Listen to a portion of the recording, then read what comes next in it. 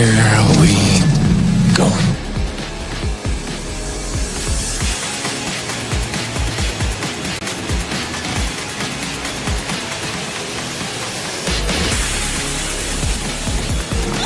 Just get those wonderful toys.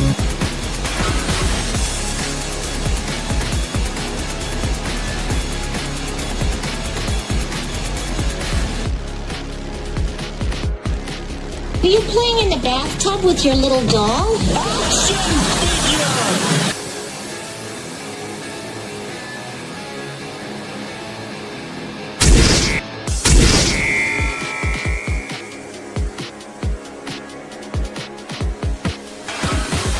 Consider this. What is the purpose of a toy? To be played with. Therefore, to not play with it would be Illogical. Damn it!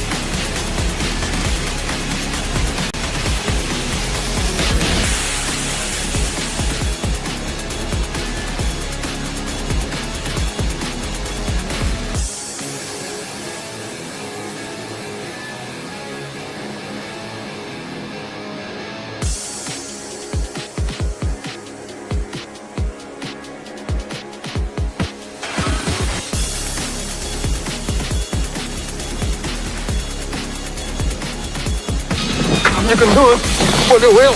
I don't want to go through life being a Wonder Wheel murderer.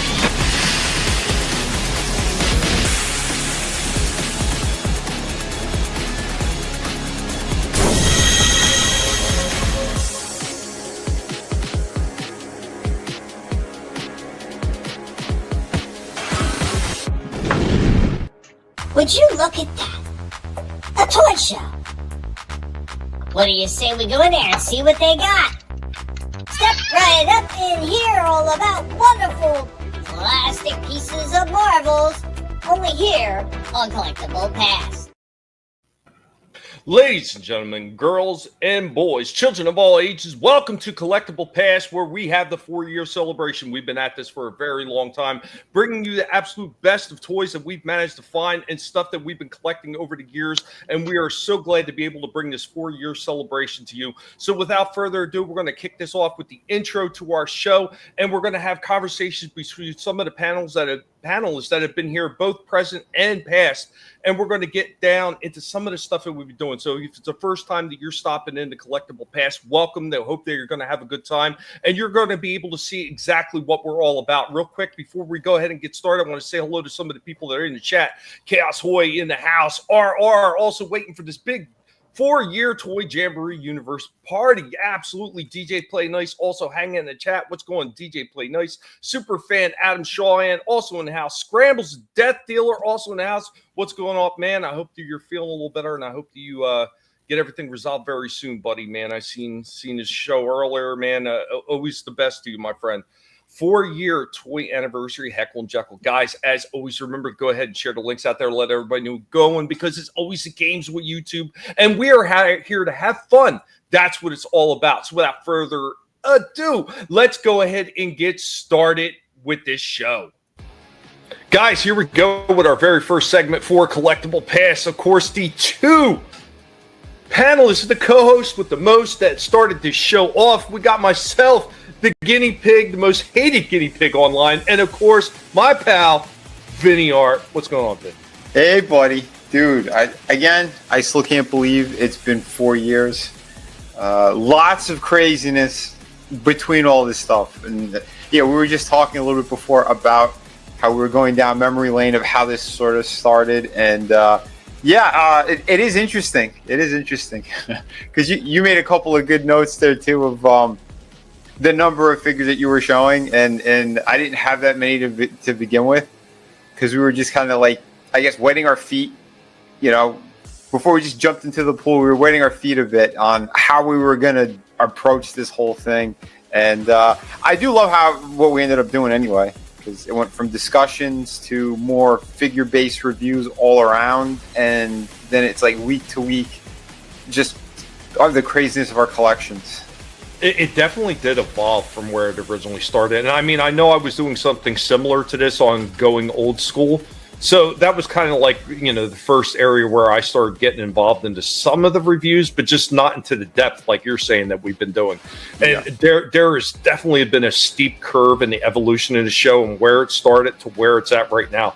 It is such a huge difference from where it started. And I know when we first talked about doing this, I wasn't sure exactly how we were going to put everything together. I had a vague idea where we could go, but this was definitely a team effort and to be able to help this thing evolve to where we're at right now. Oh, absolutely. Because again, it's like we've both been lifelong collectors. I came from the toy industry as well, with the lead, being a lead designer of McFarlane Toys and all that, and everybody knows that already. But to have like a little bit of that background and then the process behind how figures are made, some of the stuff that we as fans wanted to see, because I know I brought a lot of those stories to the table, I believe from the beginning, where I was talking about like butting heads with Todd and everything, and the people working in that in the art studio, regarding like what we wanted to see as collectors and as fans. So we like bringing, like, my angle was bringing that to the table, and then just with the newer stuff that was coming out and the third party figures that I had gotten over the years, like 12-inch ones, or the knockoff Transformer figures, things like that, and then what we were just collecting along the line. And I know, like, you definitely got me getting more stuff.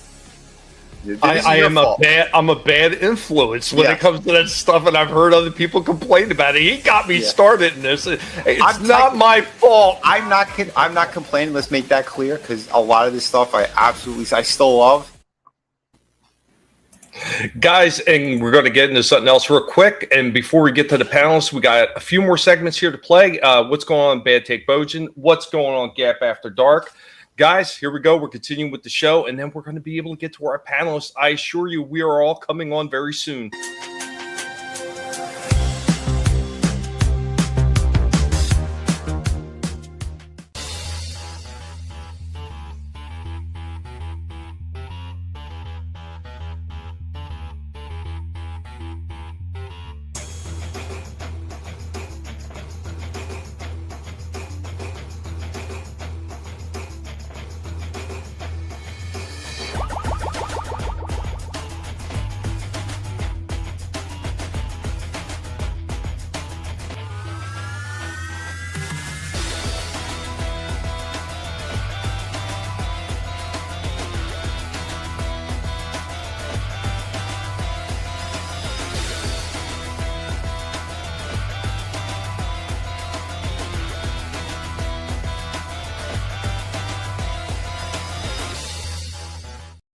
These look too freaking good. And you're like, I know, I've been telling you. Yeah, man, it's been crazy. And that same sentiment has actually been reverberated by a few of the people that are on the panels with us. And everybody's going to wind up hearing that as these segments roll along. And they said the same thing. A lot of them, it starts with being a fan. And I think that's the biggest takeaway for a lot of people is you got to be a fan of this stuff to even wind up being critical about a lot of these things, because we want to see good toys. We want to see good toys being done right. And we don't want to be gouged for them. And it's as simple as that. Yeah, because more recently we were talking about some of the things like that where we stopped getting. Like, there's certain lines that, all right, I hit the brakes on. For me, I think Transformers, I'm tapped out. There might be one or two characters, because I know the newer ones that are coming out, like, I might still get one or two, but I'm not getting full lines of anything anymore. Like, I'm like, I had the key characters I wanted. My collection's good on that end, and I've done that before where I've cut off certain things where it's like, okay, I got what I got here. I don't need them anymore. Guys, we've talked numerously about what we're doing here, what we're into. And of course, like Vinnie says, is we give honest reviews too. Yep. That's one of the things we do. There's a lot of other people that give dishonest reviews. We always give you honest reviews. So Vinnie, I only want to ask you a couple questions that I ask all the other panelists that have been up here with us. So number one, what's your favorite part of Collectable Past? Is there a specific segment or certain things that we do that you like more than anything else about the show? Well, I love the Pygmation stuff that you've been doing. All the animation of the stop motion stuff has been killer. But to be honest, overall, I love hanging out with everybody and actually showcasing like the figures that we have or the ones that we've been wanting to show our fellow collectors out there. The people on panel and people in chat. Those are the two, like, for me. Again, out of the fun segments and stuff, it's the hard work that you put into doing the stop motion, and then on the other end, it's literally just like coming together with everybody and seeing everyone's cool shit that they found for the week, or or even in their collection. Like it doesn't always necessarily have to be brand new figures. Like I love seeing some of the older stuff. You got the other side of the collectors who, no matter what, I don't care. I'm gonna get it because it's so and so. It's McFarlane. It's DC. It's Marvel. I want to get that for it's almost like the simping factor, but it's like, no, stop. Be vocal about some of these things. We're not just attacking to attack. We're breaking down stuff with honest reviews, our viewpoints, and again, my background. So how does Collectable Past, in your opinion, how does this show compare to some of the other toy shows you've seen? And I've received a few different compliments to the way we do things, and they talked about how much we varied. But as being the two guys that started the show, how do you think that we differ from everybody else that's doing toy shows? I think it goes back to being genuine. Hey everybody, what's going on to the inaugural edition of Collectable Past? Be sure to share the link out there. Make sure to let people know what we are doing and where we're at, because you know how YouTube likes to play the games. All right, so we got them out of the package and the legs. So today I wanted to take a brief moment. It is from 1984 by a company called Typhon. For a toy from this time, he had decent articulation. So with Bumblebee out of the packaging, you see he is a rather tiny figure. So it took a little bit to actually get him into vehicle form. Now the Cyclonus figure actually looks pretty decent. Putting him in a pose, once I got him completed, he doesn't look bad in his space jet form. 2021 Beastman. It was going to be called the Lords of Power. Talking about Target, this is one that I picked up at Target. And I just started shooting this just a few minutes ago. And today we are going to be talking about Earthrise, War for Cybertron, Optimus Prime. Get the trailer hooked up. So today we have Autobot Gigawatt. Have the ability to tuck the wheels in so it looks like it's a flying car.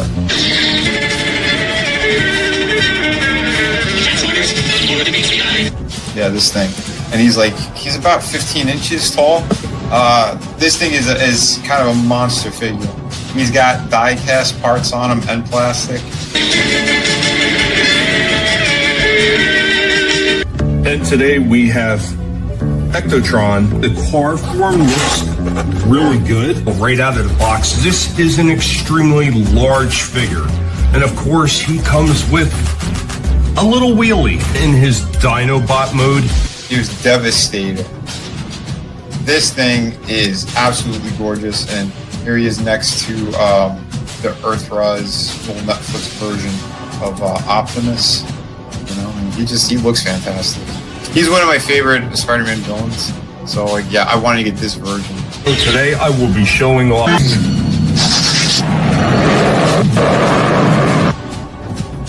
This is the new figure that I did the review on. It's the one that Tommy hooked me up with, because you're awesome, bro. And good luck finding him. Turtles versus Cobra Kai crossover. Donatello versus Johnny Lawrence. Now these figures out of the box, they do not look half bad. Either way, they're good.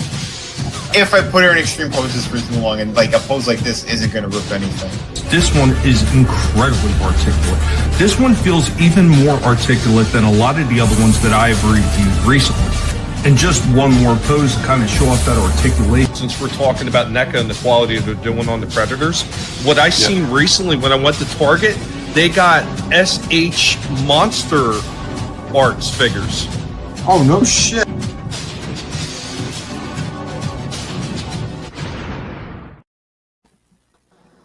Guys, so there we go with our first set of interviews and our year one recap. And of course, as always, I got an awesome panel here. All my co-hosts. We got Vinnie, Art. Hey, everybody. Welcome. Yeah, that was a great 15-minute intro, buddy. Yes, and happy anniversary. Not just to Tommy, but everyone out there who's been watching and enjoying the streams with us for 4 years now. It's incredible. Absolutely, thank man. you. It's like I put in the post a couple days ago. If it wasn't for all the people that have been hanging in the chat, all the people that come in even after the fact and watch the streams and leave their comments and what they think about everything, we wouldn't have gotten to this point without all of you. You are just as much a part of this show as all of us like up here on the panel are. Yeah, granted, you may not have to dip into your funds quite as bad as we do sometimes, but either way, if it wasn't for you, it wouldn't be as much fun either, because all the comments, and that was a very nice Perceptor. There were so many awesome figures just in that first year that Vinnie and I were doing, and it was basically just Vinnie and I when we first started off, and then of course we started getting a whole host of panelists up here and co-hosts with it to be able to share some of these wonderful toys that they've been collecting over the years. But Vinnie, thank you, man. Thank you again for jumping on board to be able to start this show and be able to take it in directions that we really didn't even envision when we first started it. Dude, it's been a pleasure, man. Like I said, we became damn good friends out of all this too. So yeah, love it, man. Love it. We also got our other co-host. We got Shifty. Gizm, what's going on, Shifty? Hey, I'm just glad to be here because this is a big moment for you guys, and you stowing love to the chat, and I wanted to love to the chat because that's where I started down in the chat, and man, I just glad for the invite to be a part of this great show, and I've had a blast so far.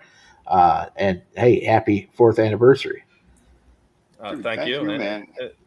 Same for you joining the crew, man. I appreciate it once again, man. Absolutely, man. It doesn't happen with good people up here showing honest reviews and talking about the enjoyment that they're getting from collecting some of this stuff, man. Thank you for being here and being honest, man, because that's all we can hope to have out of everybody we have up here is good honesty. Even if we don't always agree on some of the toys we're picking up, the honesty is there.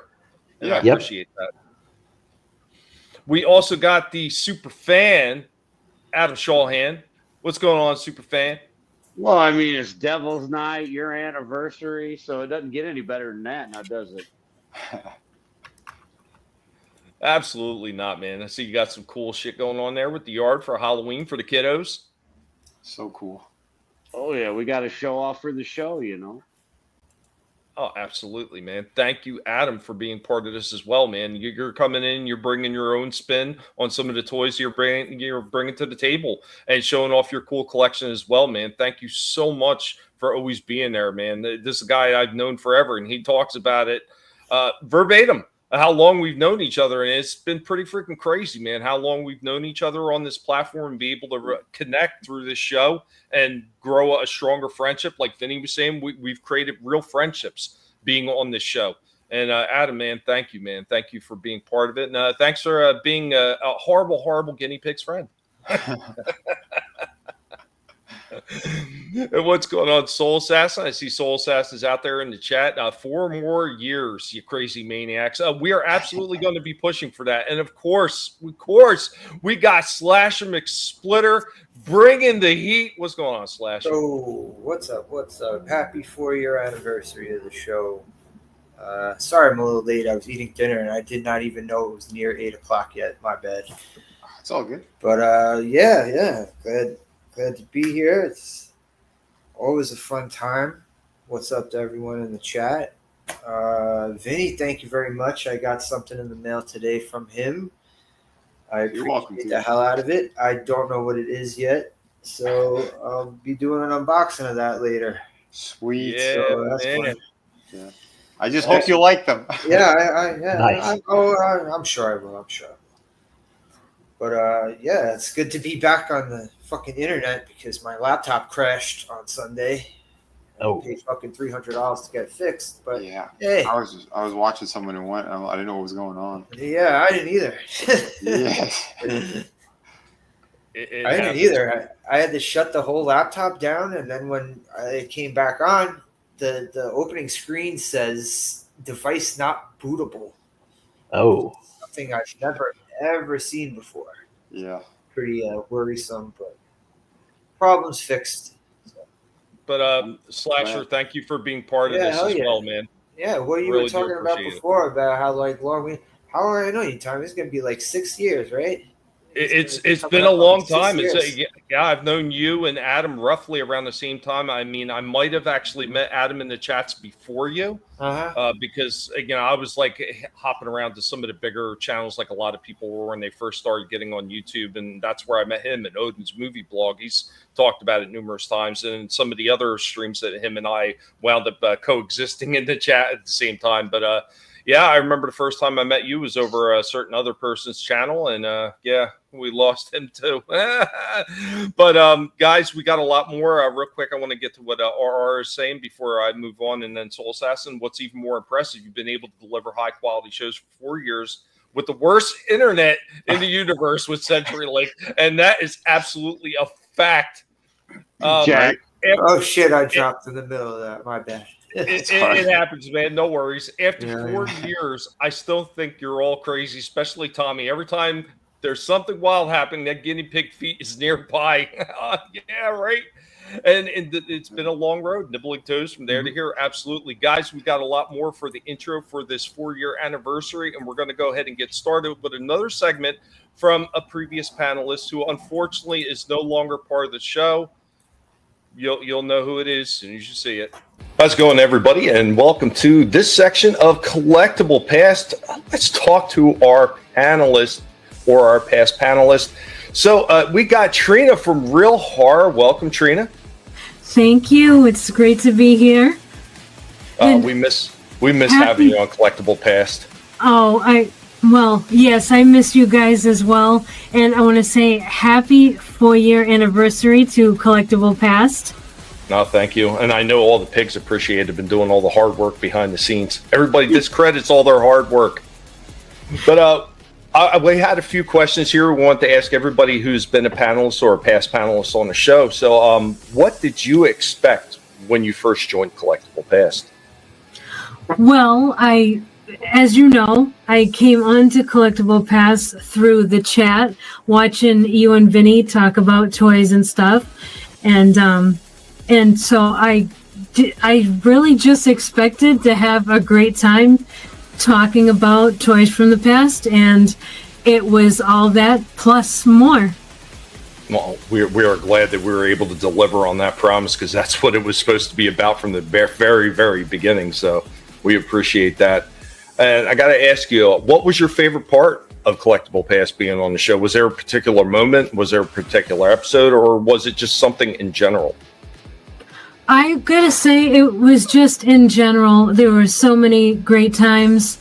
My favorite part would probably have to be about the nostalgia, all the toys from the past that you bring on, and the commercials of the past, showcasing toys like even before our time. I gotta say that really hits the spot for me, because that's just those are things we're not exposed to anymore. So it's nice to see that. I love that. What would you like to see moving forward? Is there anything you'd like to see us do differently or add? I always love to see what you have coming up, because you are always innovating the show, always bringing new stuff on. In fact, Collectible Past is, in my opinion, the best toy show on YouTube. How would you compare what we do differently on Collectible Past to other toy shows? Yeah. Like I said, I think this one is the best show, in my opinion, because it's just really the presentation and the energy that you personally bring to the show. I know personally that you put a lot of effort into each segment and each show. The nostalgia, you really do hit every point that a show that's labeled Collectible Past should hit upon.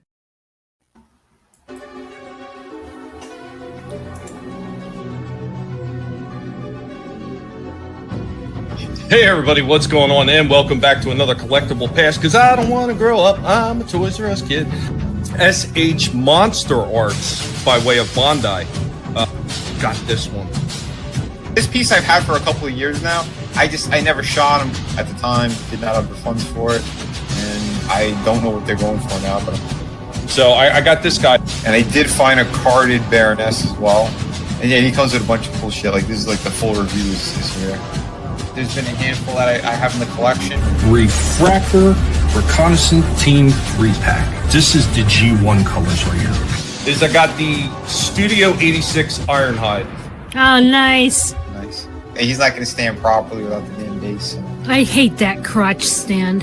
I'll play the old RoboCop here, but yeah, no, these guys did a killer job on him too. Oh, look it up. Nice. Oh, damn. Yeah, those are my Toonie Terrors.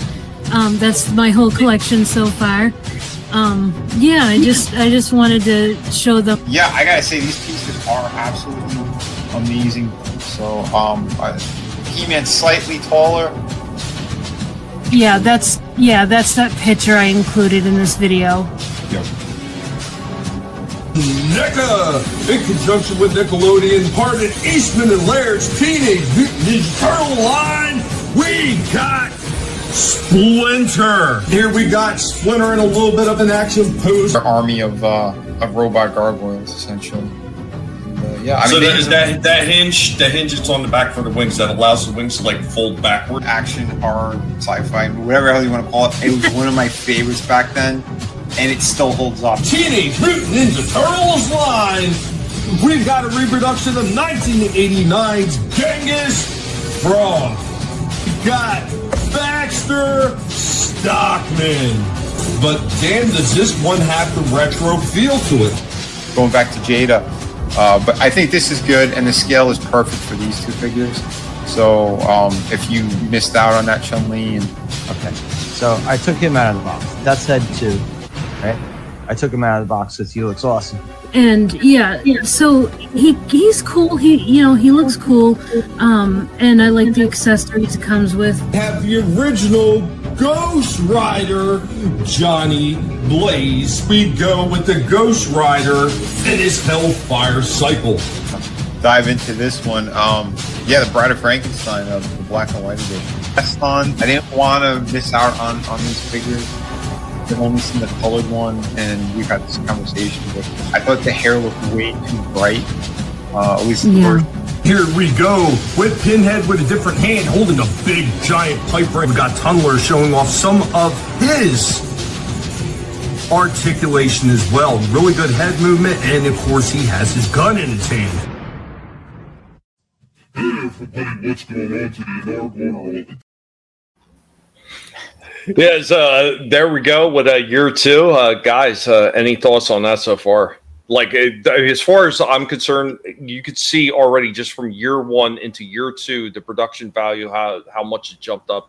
And then, of course, there was the addition of Trina from Real Horror being on the panel along with Adam as well, and Slasher was taking part. Like, this is the year, the second year is when we really started to raise the bar on what we were doing with the show. Oh, absolutely. I want to say, too, again, look at it. Everybody, we all miss Trina. We all miss her. We wanted her back, damn it. But I'm going to try to twist her arm on something else later on. We got like a watch party thing. I think that I'm pretty sure she's going to want to do. So maybe we could twist her arm to come back on some capacity somewhere. But yeah, no, it was awesome. If you need me to help you bully her into coming back, I'll help. I mean, it doesn't happen. Let's do like the opposite. I usually bully people to get them out of the circle, right? Yeah. We'll bully her back into the circle. Oh shit, Adam, what was that? I says, it might have something to do with the chainsaw. You never know. Oh, yeah, exactly. That's what I was thinking too, buddy. One of her favorites. Thank you, RR. Yeah, year 2 did take a big leap in production value. And DJ Play Nice says flashbacks are awesome, dude. And this is what it's all about, the 4-year celebration. Guys, remember, if you haven't shared it out there, let everybody know we're going. Let everyone know we're having fun and we're getting through all this. And remember, this is just the beginning of our 4-year celebration. We're still going to get into all the new toy stuff that we've picked up, because I know some of us, I can speak for myself, big changes in finances. There's a lot of big wins that happened here finally after 4 years of fighting with people, and our situation has changed tremendously, and we'll be showing off some of the cool shit that we were able to pick up now that our finances have actually changed. But guys, anything else you want to add before I get into the next interview? I want my finances to change for the better as well. Just being honest. Vinny can't wait to send out all those Robert Kopp figures. Tell me about it. Holy shit. All right, guys, we're going to get into our next co-host panelist and their discussion about the show. And here we go. Guys, here we are again. We're talking Collectible Past, and we're talking about panelists' thoughts on it. And we got Shifty Gizm with us. What's going on, Shifty? Hey, what's going on? Another day in Collectible Past. We're talking about the 4-year celebration. So let's get going on this one. So what did you expect joining Collectible Past? Did you have any preconceived thoughts? Well, considering how much I participated in the chat before I got invited up, I thought, I'd be doing a lot less typing. A lot less typing. Like, I was always that guy typing up a storm in the chat, and you saved me from working up my carpal tunnel, so I thank you. It's been nice to actually sit there and talk to you guys on the fly each week. It's been really cool. Awesome. Well, thank you for that, man. I really do appreciate it. It's always nice to be able to get new voices on the show and new opinions on the show. Yeah, and like, it's even more so because, like, our extended community out here on YouTube for, the various little groups we have, like, none of them on my side talks about collectibles and toys. So I was really itching to get in on, find a show or a group out there that really talked about all this goodness, this plastic and die-cast stuff that we all love so much. And I surround myself with the best people I possibly can to help put that kind of show out every single week. So I got to ask you next, what's been your favorite part of Collectible Past?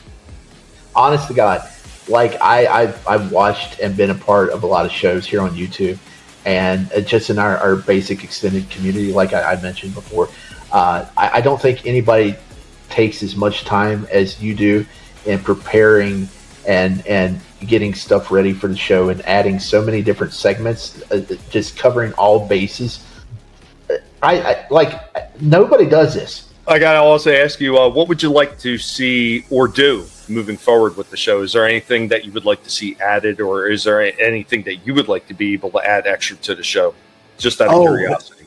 Man, I don't know about anything I could bring to the show. I need to step it up sometime and get a better camera and a better setup, and to maybe take the chance at opening some of the stuff I buy and show on the show, because I know I'm the guy that just shows off, the stuff in the packages and stuff. And we have so many great people on our panel that knows their stuff and can really bring great discussions to the table, where we were just spending like a half hour just looking at the various websites and what was coming out and discussing that. We could just do a segment.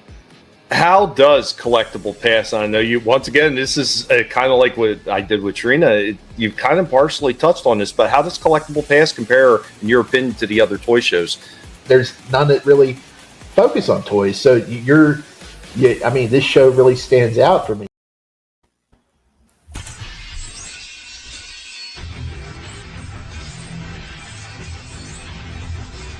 For Transformers, the movie 86, we've got Exosuit Spike Witwicky. The SH Figure Arts Justice League Wonder Woman, but her sword and shield, I believe, are actually from Batman vs. Superman. Here we go with both Tomox and Xamot right out of their boxes. Our newest BattleBot edition. Here we have Blade Runner. Fellas here, man, and these are definitely, they came with roller skates. We got another Junkion in the way of Trashmaster. Because of the way his legs can move and the way his joints can move, he can get down to a perfect full kneeling position.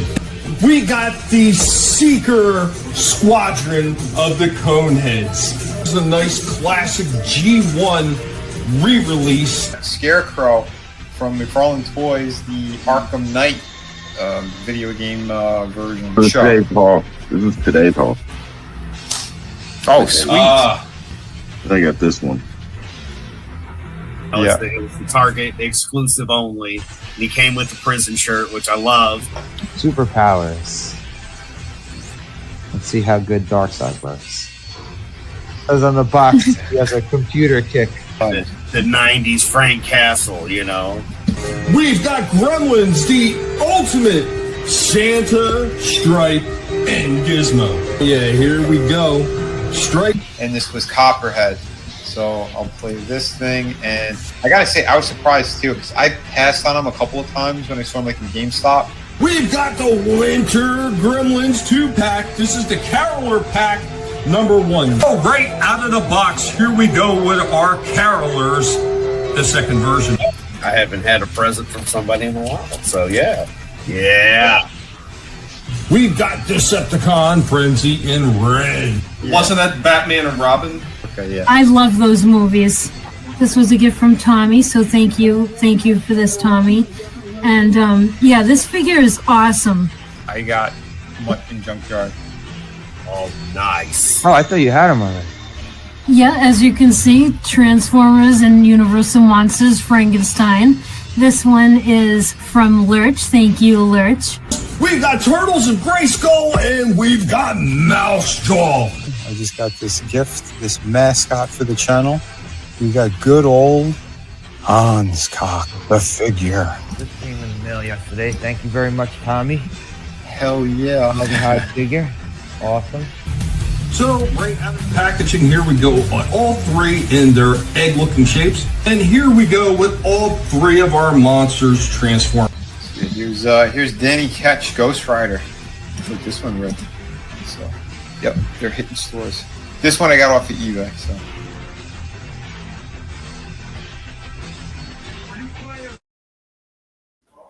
Year 3 in the book. And what's going on, Trina? I see Trina's in the chat now as well, man. Good to see you, Trina. I hope you got to see your segment on the show already. It played with the year 2 stuff. Yeah.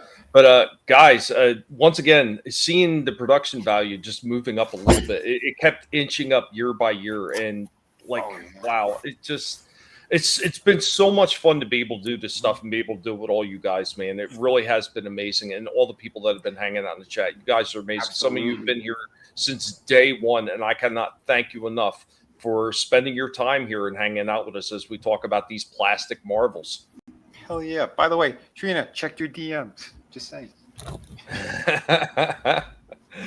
So any thoughts on year 3 there? Oh my God, so many cool things. Holy shit. I forgot all the figures that we've been showcasing and the years that we showcased them on. Regularly. And man, it just great shows back then. Hell yeah.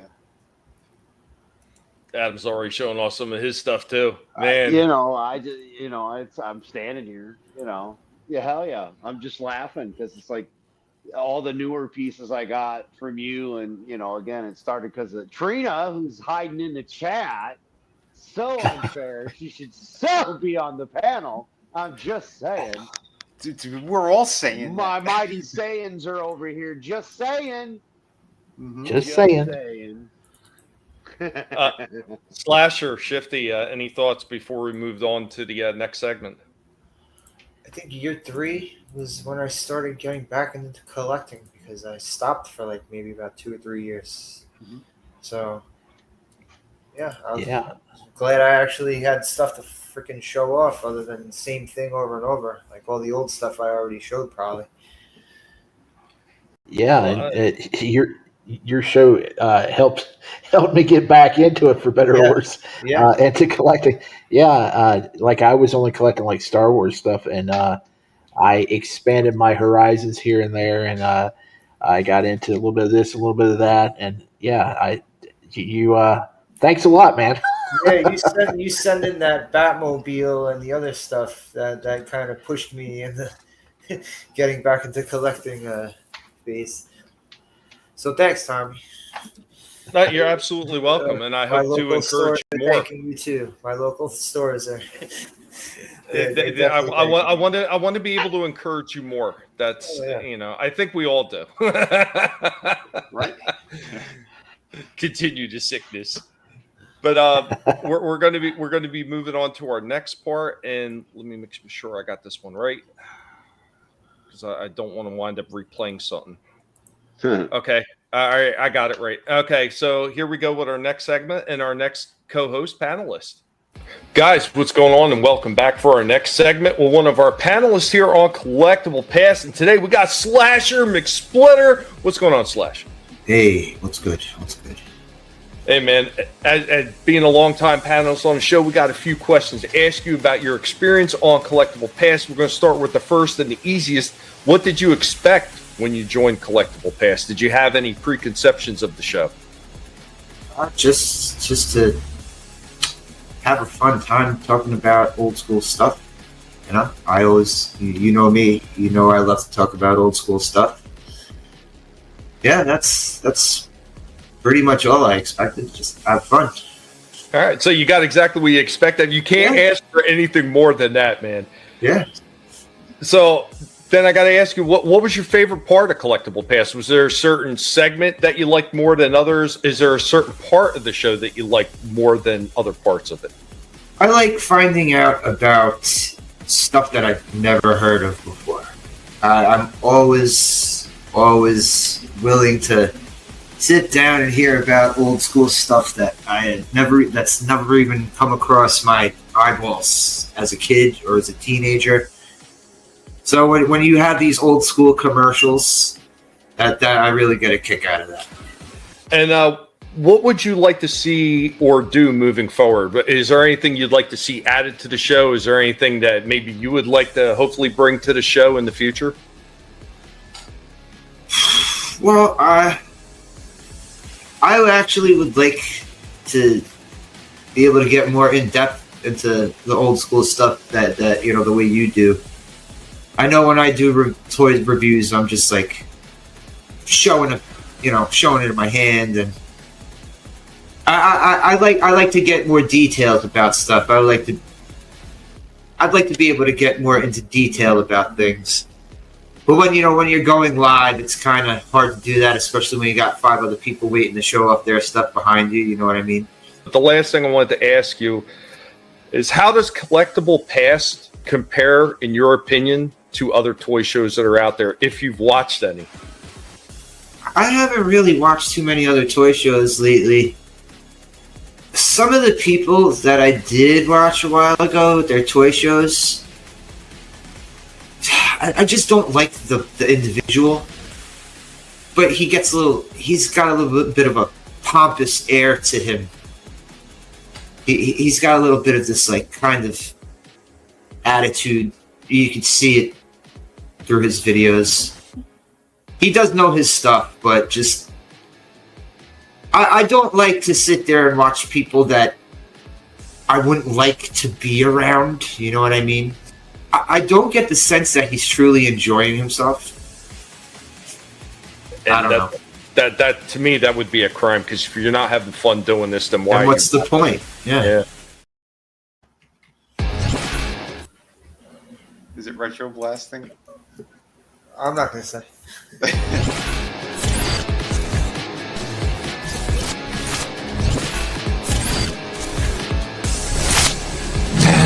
Here we go.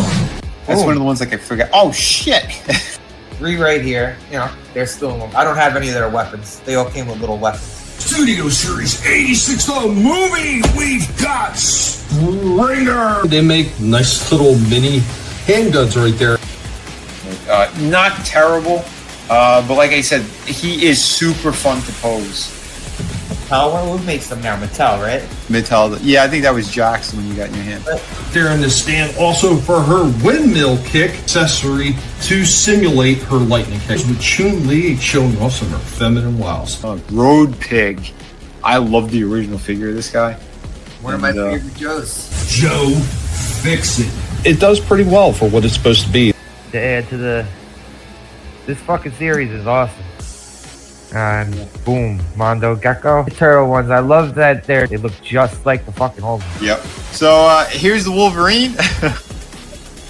And again, thank you, Tommy, for finding this dude. And I love both of them. Posability on this guy is like next level. I really do enjoy what the hell they've been doing. We got Turtles of Grayskull, and we've got 2 Bob Steady. I was really happy to have seen this thing. This is probably hands down one of the best Wolverine figures ever made. So I do have the Jean Grey.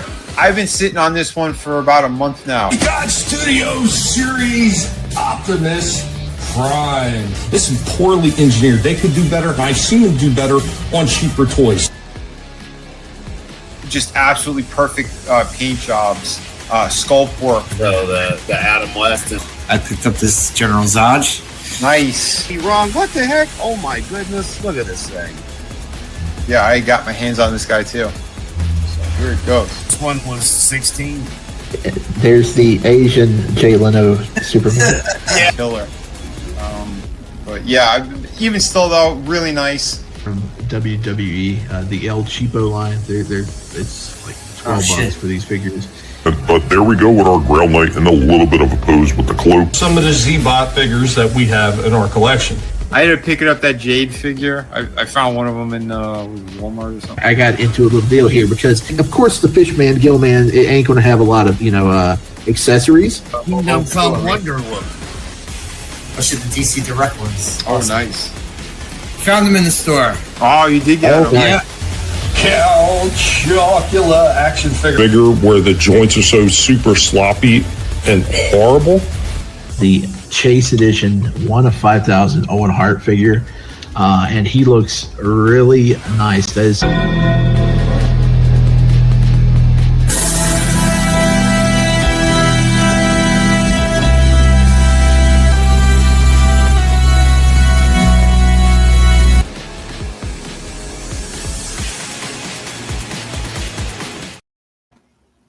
All right, so that was year 4. We do have one more talk after we have our little discussion right here. But before we get going with that, and obviously I want to get everybody's thoughts on what we've seen so far. We are born to collect toys. We are the collectors of the universe. Damn right. Oh, shit. And what's going on, Iceman Modeler, also in the house. Guys, remember to keep sharing the links out there to let everybody know we're going, because we're having a blast, man, the 4-year celebration, and there's still a ton of more goodness to be coming. This is just talking about the awesomeness that has been the past 4 years, what all the amazing people that we have here, including Trina. Trina has come in with some pretty damn amazing freaking reviews herself. And Trina, I can't thank you enough for all the time and finding the time to be able to do the little segment with me about being a co-host and panelist up on the show.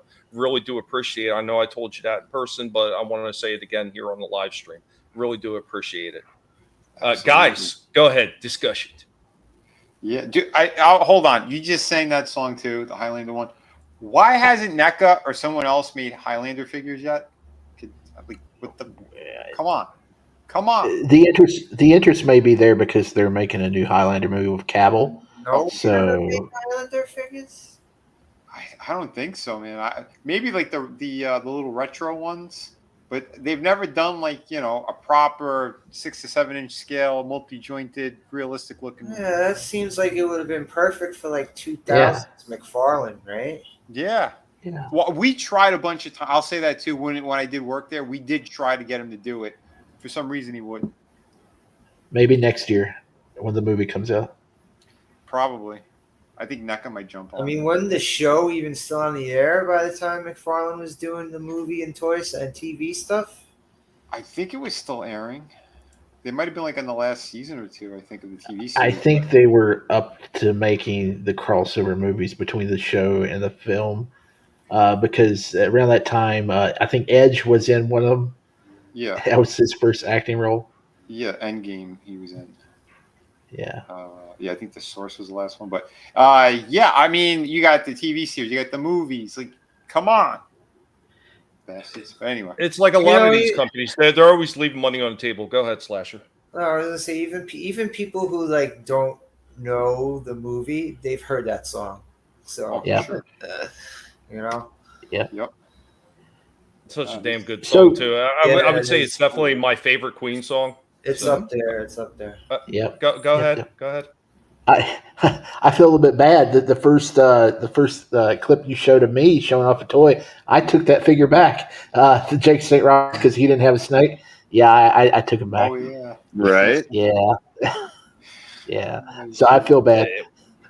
Yeah, you don't need to feel bad. I mean, there's been plenty of figures I picked up that I really wanted, and they were like overpriced or something like that, and I took them right back. And what's going on, Lurch Troll? See Lurch Troll's hanging out in the chat. Iceman Modeler, which I already mentioned, and he says finally finished his website, man. I know I'm doing great, man. I was as giddy as a kid going to Toys R Us and then starting the show. So happy to be able to do this, and I'm so thankful to everybody that has stopped in and taken part of the show, at being a co-host, being a panelist, all the people that we've had, like Decepticon King, Lurch Troll, these other people that have stopped and been part of the show over the years. Thank you to every single one of you, and of course all you awesome people that are hanging out in the chat, always sharing out the streams for us and everything, and resharing the streams. We really do appreciate it. Without you, this is just not as much fun. It's basically just, might as well do videos if we didn't have the awesome chat and be able to have discussions with you guys. Yeah, Queen had a couple great songs on the Highlander soundtrack. Yeah. I gotta say too, man, a huge thank you to Tommy with everything, because when this started too, we were doing at a point, it was like on Tommy's channel, then on my channel 1 week. We go back and forth until our dumb asses realized that we could do it at the same time.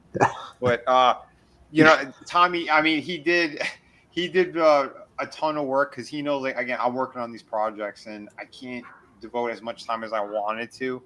But I did end up figuring out how to crank out a whole bunch of toy reviews anyway, and then basically like showcasing them on the streams, and then hanging out and having these great discussions. But like my hat goes off to Tommy with everything he's been doing on this. I know we all kissed his ass when we were doing the interviews, but I know him, and he's not going to show them all, so that's why I'm saying it now, brother. You're awesome. Yep. Thank you. I appreciate it, man. You guys were all awesome. And what does everybody want? Head. What does everybody need? Head. Good old Al Snow reference. And speaking of Adam, our last segment is with you, sir, and our talk Slasher's back. There he goes. It's our the last internet, man. Mine keeps doing the same thing. And I tried to X out a tab, and the thing I have blocking the camera. It's obstructing my view. That's what it is. Appreciate that, Aura. Appreciate that. But here we go, is our last discussion with one of our co-hosts. And once again, I want to thank everybody who took part in this and everybody hanging out on the chat. And don't worry, folks, this is just getting started. We haven't even gotten to the main part of the show, which is our regular toy show. So hang on to your butts. We got some interesting things coming up. This is not over by a long shot. Here we go. Guys, here we are again. Collectable Past with another one of our panelists, and we're going to discuss some of the things about Collectable Past, how they feel about it. So we got the super fan Adam Shawhan with us this time. What's going on, Adam? Well, we're in the Halloween season, as you know. So yes, it is the Halloween time frame. Boo! Happy Halloween early. Yes, I am here. It is always fun to be here. Thank you for having me. Thank you for doing this. Thank you, sir. So let's go ahead and get right into it. So what did you expect joining Collectable Past? Did you have any preconceived notions of what you were getting into? Wait, I joined something?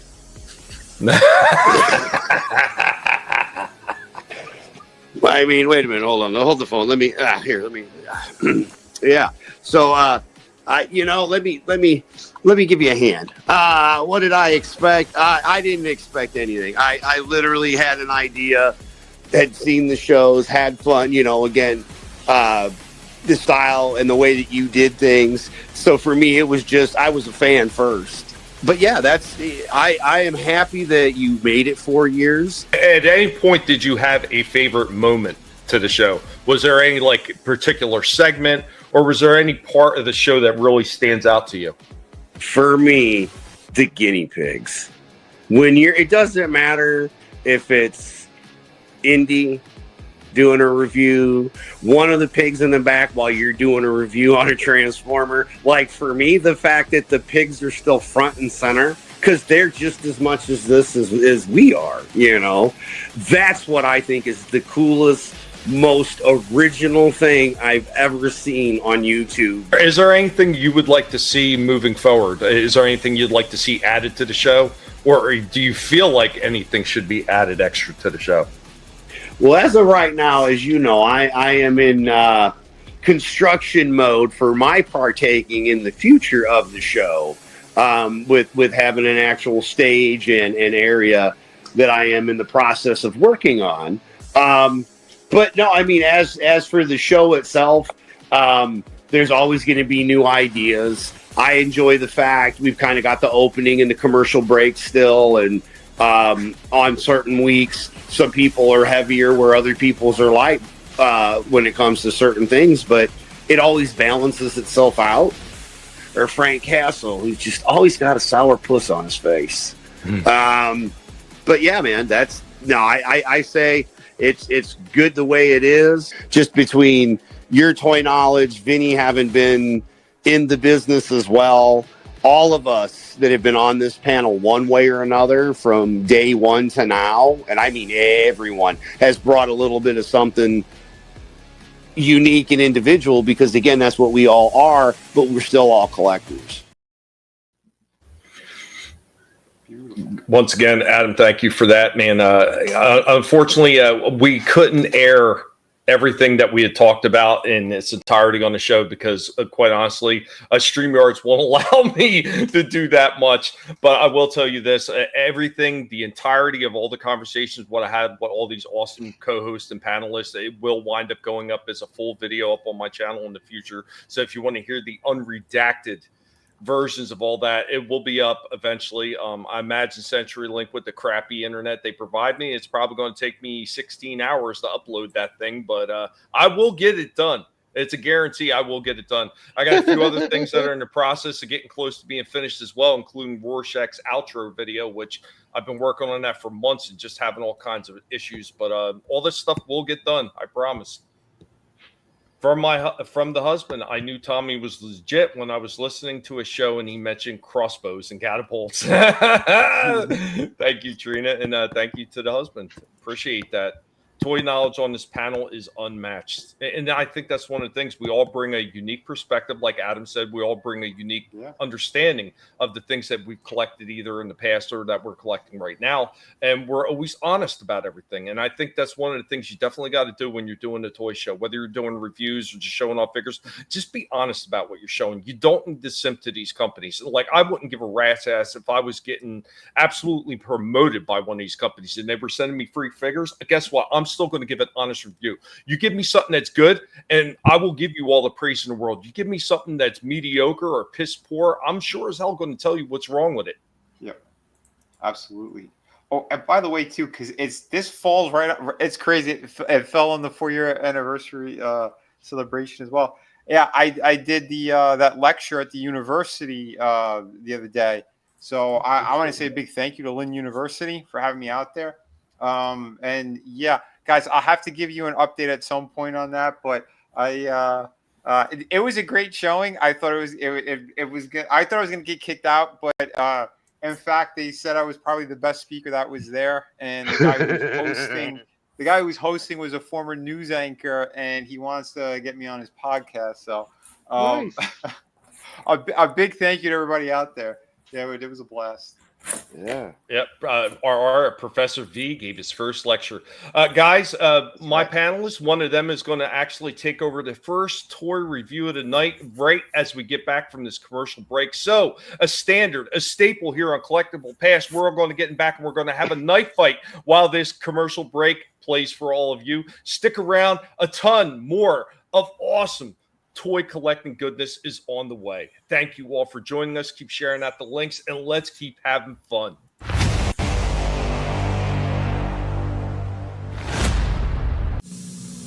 After these messages, we'll be right back. Introducing Chilada. Yes. Tostitos brand has a new flavor. Isn't that sweet? No, zesty. New chilaba. I thought you liked some. How did you know? I thought you like exciting Mexican seasonings on a crispy chip. We do think alike. Try 'em. If you insist. New chilada flavor, pepper, spices, and a touch of sour cream. You like this new flavor, Fester? It's very tasty. Big Lots presents a closeout Halloween. Let's go to Closeout Man's house. He's got the best stuff. Boo! Happy Halloween! There's plenty for everyone because I bought loads of super deals like these. Stock up now while the selection's good on name brand candy. Just $1.40 for a bag. Show Team Pride. Embroidered fleece tops are just $7.99. And dine in style with a 20-piece fine china dinnerware set. Not $25, just $16.99 at Big Lots. There's new stuff every week, so come and get it. There's goblins, there's ghouls, there's pirates about. Halloween's coming, the trick-or-treaters are out. But look at that witch on Halloween night. She's the first one with a blinking pumpkin light. Pumpkin light flashes so everyone knows she is near. Pumpkin light makes Halloween safer and scarier this year. And pumpkin light safer for a spooky pumpkin too. Just pop it right in and watch your pumpkin go boo. Pumpkin Light is available at Osco, Purity Supreme, Spags, and Leewards.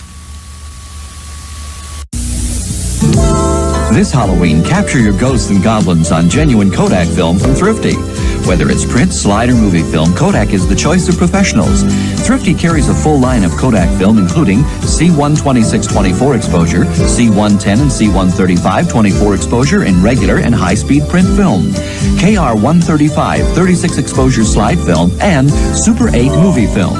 Remember, the sharper you want your memories, the more you need Kodak film and Thrifty. Goosebumps. Terror in the graveyard game. Goosebumps. Get through the graveyard alive or be changed into a monster. Goosebumps. Terror in the graveyard game. Collect bells. Avoid hidden traps. Find the magic ring. Defeat the headless ghost. I win! Goosebumps. Terror in the graveyard game. I heard him yelling in the castle. Fix me. His name's Big Frank. Fix me. I said, I'm going to fix you. I'm talking monster, Big Frank. I'll fix you, Big Frank. Monster Ball is big. How do you feel now, Frank? It's always fun to fix him. I'm talking monster, Big Frank.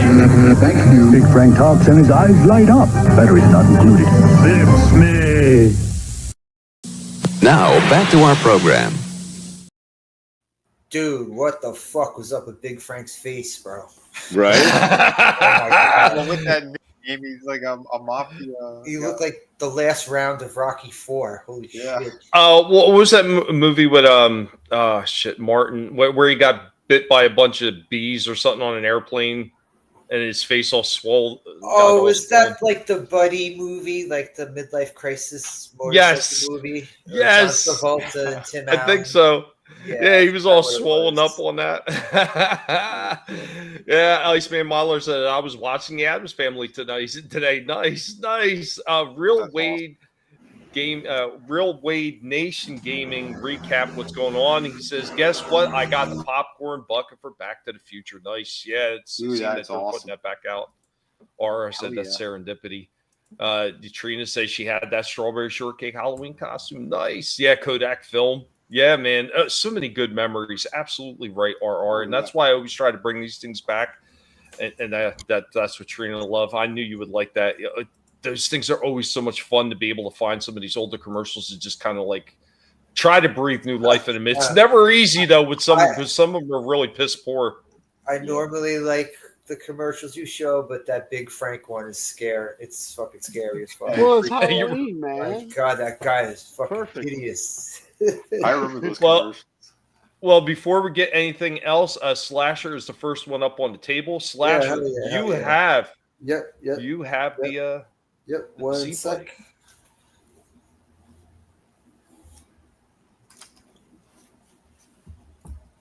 All right. Whatever you don't like, you can do a toy break with a hammer. Thank you, Vinny. Thank you very much, bro. Thank you. You're welcome, man. Thank you very much. I already cut it open with the box cutter because I didn't want to be all clunky and shit. Oh, awesome. Yeah, we got some random stuff in there. Yeah. Boom. Is this from the this is from the Cartoon Network one? No. I think it's either Revelations. I think it was Revelations. Okay. But awesome. Yeah, I like those 6-inch ones like that. I thought they looked pretty cool. Yeah. Pretty cool, man. Thank you. You're welcome. Nice. Oh shit. You got Sue Storm over here?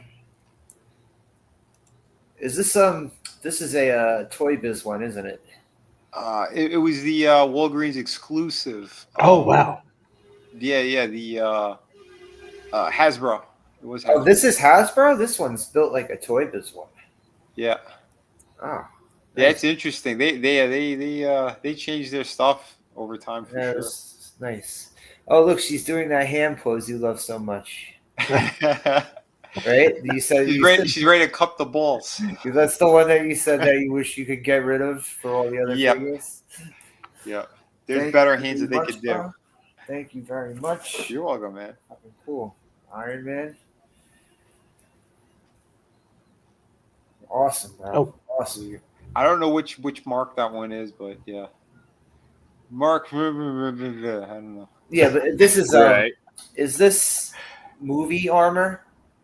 I think so. I think that one was a movie. Is this glowing? Is it just me, or does it look like it's kind of his chest is kind of lit up? It's good paint that they did on there. Yeah, that's the paint job. Oh, okay. Oh, Yep. that's cool. It was pretty neat. That's cool. That was awesome. Who's this guy? I don't know who this guy is. Is this an X-Men character? I think a Star Wars one. It's a Star Wars character? Oh, okay. Yeah, Really? I don't know what his name was. Yeah, I don't know if that's Star Wars. yeah, that's a Black Series figure. Yeah? Mm-hmm. I don't recognize him. Wasn't there a later X-Men character that I had a helmet like this? Oh, I'm thinking the dude with the X on the helmet, right? Oh, There's an yeah. X across his face. That's who I was thinking of. Oh, shit. Black suit Spidey. Whoa, you parted with a black suit Spidey? I thought that was your shit. Nice. I did. Oh, they are. Whoa. But I know you're a huge fan of like the Toy Biz stuff, and that I believe that one's a Toy Biz. Yeah, I could see like how some of these are built like Toy Biz figures. A lot of the Toy Biz figures, like unless it was a beefy character like Juggernaut or Colossus, a lot of the Toy Biz figures had really skinny legs. Yep. Yeah. But awesome. I think I now have. Oh no! All right, I only have 2 black Spidey figures. Awesome. Now, because I was tempted to get that new Secret Wars Spidey that was out, but I don't think I have to now. Oh, there you go, man. And is this one of Carnage's symbiotes? No. That's one of the Spider Girls. I forgot which one that was. But yeah, There was was there a female Carnage spawn? Yeah, there was. Right? I forget what her name was. Yeah, like Yeah. Screech or Siren? something weird like that. No, Siren, Shriek was a different character, but this was a Siren was the one who looked like she had like the Carnage face. There was a chick with a Carnage face, I thought. Right. Yeah, I'm not familiar with their names though. But yeah, man. Oh yeah, I'll look these up. We'll have to look up that Star Wars one because I have no idea what that is. Oh shit! Is this a McFarlane? Is this a McFarlane? It is a McFarlane. Black I know you Adam? said you haven't. Yeah, you haven't opened any of them. So there you go, man. I hooked you up with a Black Adam. Cool. Thank you. There you go. What was that? This is The Rock. It's The Rock. Yep. Black Adam. So before the Ozempic got him. Samoan Adam. Wow, you sent a fucking slew of Spidey figures, bro. Thank you. Awesome. Oh. Oh yeah, dude. That's what I said, man. I want to surprise you with a couple different things. You got a big ass alien head. Look at that. Yeah, that one does. It was kind of like they were going for the Mark Bagley Spider-Man look, but like inflated air into his fucking skull. But awesome, man. Thank you very much for this shit, bro. You're welcome, dude. Thank you. You probably could heat that head up and squeeze it, and it might look a little bit better. Oh, whose gun is this? What a This is- freaking unboxing for that. This is Yeah. the other gun for the Star Wars figure, I guess, right? Yeah, You yeah, get he had two. guns? Yeah. He might be from Solo. I'm not sure. I don't know. I remember when I got him. Yeah, he was a Black Series figure. I know that for a fact. Who's that Marvel character that I was thinking of? You know the one I'm talking about, right? Is it Agent X? Is that who it is? Or Phantom X? That Marvel character? He was a later X-Men character, right? He was the one that they put into X-Force? I think so. He's got like a blue faceplate helmet, like like Cobra Commander over his face, but it's got a red X across it. I remember they did that with Cyclops at one point. One of his designs, he had a red X across. It was his a face. Liefeld character, I think. Oh, well, then I don't know. I didn't really follow his stuff. And Like a what's later going on, Liefeld Keely? character. What's going on, Keely Chow? Good to What's see up, you. Keely? And real quick, What's up, man? Iceman says that was The Rock before Ozempic. Yep. Yeah. Hey, Back he when used to still be The had some Rock. muscle. Used to be The Rock. Now it's the Pebble. It's funny they all did that though. Yeah, Batista looks like Yeah. a fucking old woman. Oh yeah. Yeah. Well, again, their doctors told And them. wearing pearls doesn't really help his case. Oh no, not at all. Oh, we know what he does for He James walks Bond. he walks a mile inside a pit of danger. Okay, if a pit of danger is a mile long, that's not a pit. That's a cavern. All right, that doesn't make sense. Oh shit. Awesome start. Who's next?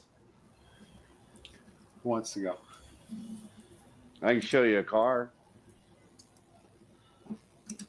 Yeah, if you want, go for it. Because you guys saw this in the Collectable Past Twitter thing where I had the car wired, but Yeah. you didn't see the car done. So I could do that real fast. Yeah, if you want to Maybe. pull it up. There it goes. Yeah, I got a couple things here. I got a video too.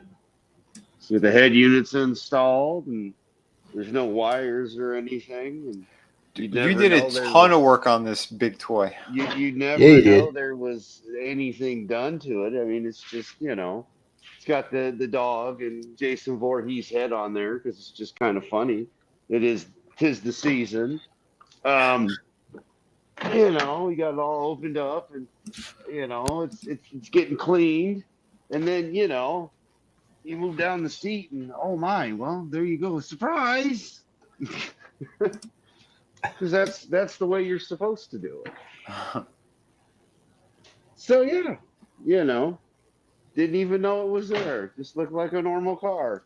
Excellent, man. So yeah, once I get a new battery for the actual car, the idea was to hopefully have the YouTube playing on the screen because that would have been kind of cool. But unfortunately, the battery itself will not really keep a charge for anything, and I wanted to make sure. This is about having a whole lot of fun and just showing off the car and the fun I've had with it. I'm actually thinking about putting the rear coilovers on it, and then instead of lowering it, we're going to go the other way. We're going to lift this SOB up as high as the coilovers will lift the entire car because that'll be hilarious. Oh shit! Oh, wow. Why not? It's a poor man's air ride. That's what coilovers are. Yeah, But man. they're sitting over here. There's the rear ones we've got to put on. So those will be going on, and then we're going to lift this SOB up and see how much higher. Because Adam knows how to play with his toys. See, I'm telling you, it's already sitting higher than the Prius. So I mean, we have to. It's go gadget, right? Hell yeah, man. That is the problem with that stuff. They do it for so long, and it's very hard on the heart. And Iceman Modeler, I couldn't agree more. The women look like Gollum now in Hollywood. But yeah, go ahead, Vinnie. Right, with the no eyebrows look, with the paint or the makeup they're doing. All right, so this is probably the craziest figure swap I've seen to date. I don't know. There's only one other one that could top it, and I got to find the photo where I put that. But this is over at Walmart of all places.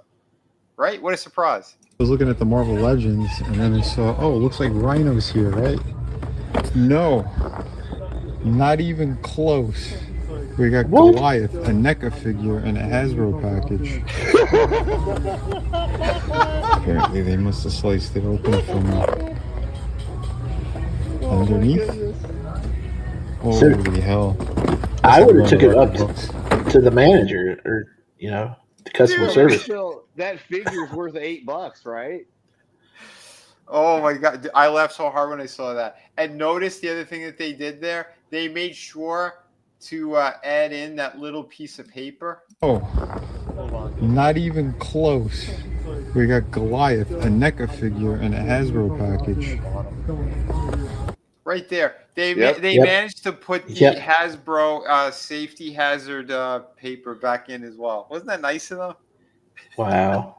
I can't believe it, man. And I mean, that figure alone would be worth the $8, though. The Goliath figure, right? He doesn't have his wings, does he? He's got no wings, though, yeah. Yeah. Well, I mean, I'm just saying, for $8. Yeah. But you don't know, because those guys, they'll put broken figures in there, too. You have no idea. Man, I could take it back and get your $8 back, though. Right, or says Goliath is jumping toy companies. And Trina says, "I remember that time when Adam was showing us his toys near his computer, and the area just kept going like Narnia." And it was like a tunnel behind the closet that kept getting deeper. Oh, it was wild. Goliath forgot to drink his Red Bull. And now look, we are here. It's huge. For all You should have chucked that figure like Tommy did. Oh, dude. Oh yeah, that empty Grimlock G2 version that was unreleased. That I chucked the empty box on top of the shelves. Yeah, I've seen an empty box too in one of those things. It was one of the other Dinobots. What the Stegosaurus one? That'd be Snarl. Or Snarl. Okay, yeah. Dude, I couldn't believe it. I'm like, I picked up the box. I'm like, this is empty. This is literally empty. There's at my Walmart for the longest time they had in the clearance aisle. It was a Jurassic Park. I don't know if it was a truck that came with a cage or if it was just a cage. And there's a raptor that was supposed to be in that cage. They stole the raptor and they just returned the vehicle and the cage and stuff. And they marked it down. But I mean, that's people will do anything. Yeah, that was pretty evil, man. Yeah, our Walmart, we always have the issue where anytime there's a new set of belts that comes out for the WWE figures, somebody will go around stealing the belts out, and then they'll have to clearance the figures. Because I remember a couple of times, they had the natural disaster figures I could have picked up real cheap because they stole the belts. They stole the tag team belts. Wow. Yeah, I'd be all right with it though if you're getting it for a hella deal. Like I'd be all right with it because again, like Nathan, he would love. You know what I mean? Like when because I mean, at the end of the day, they're overpriced, especially now in 2025. Every single figure that we're looking at, it's overpriced. Just at the end. Not this one. Sadly, not this one. That one. Yeah, that's what I'm saying. That's what I'm saying right there. Yeah, but it sucks too because then you'll see people that want the same price as the actual figure with the belt for just the damn belt. Yeah, I've seen people sell the accessories for outrageous prices too. Yeah, nuts. So yeah, we got Shifty. He got a score over on Ross. Let's watch this one, man. Would you like to see my Thundercats? Thundercats. Hey, what's going on? Shifty back with another video. Check it out. I was out at Ross yesterday, and I spot this out the corner of my eye. It's Skeletor, half Skeletor, half Mun-Ra. Skeletor, the ever-living evil of Eternia from the Masters Universe and Thundercats crossover line. Got it for $14.99. Usually goes for like $35, and still on the shelf in some areas at Walmart and Target. Was not expecting to find this, and man, I had to pick it up because I've seen videos on this sucker and that Mun-Ra form. Cool stuff. Doesn't look quite as good as a Super 7 figure, but it's a fraction of the cost, and it looks good enough, So, after picking this up, I was like, man, I should just go up to Walmart and pick up the entire line because they've been going in and out of stock, selling out, and for $19.99 for the older ones, and $21.48 for the other two. That's a pretty good price. And I'm hoping, I'm crossing my fingers that Ross gets these like Scale Raw and they're like 50% off, so I can get a good chunk of my money back. I got 90 days to return these at Walmart, so hopefully Ross or some other place will have these on sale for the holidays. All these figures look great, but they look even better in Thundercat mode, which it kind of sucks that they don't have a picture of Thundercat mode on the back of the package. But they still look great. I do have an issue with my Lino. He has the blue belt behind him in the package, and the logo's kind of crooked on it. So I'm going to have to swap that out. But it's okay. They have tons of them out there. I'm sure I can find another one. And got this one. He came out here recently. A lot of people has problems with this one. They say the orange is too muted on the fur. They don't like the head. And supposedly there's bad paint rub on this figure. Hopefully that's not the case when I open them up and start going to town at posing these figures. I can't wait to get this one out of the package. It's Panther, arguably the best Thundercat. He's a little bit stretched out, a little bit lanky compared to his 80s figure. Still cool. All those accessories, all those weapons. This one is a gamble, though, because you can't see the logo on the belt behind that piece of armor there. But regardless, cool stuff.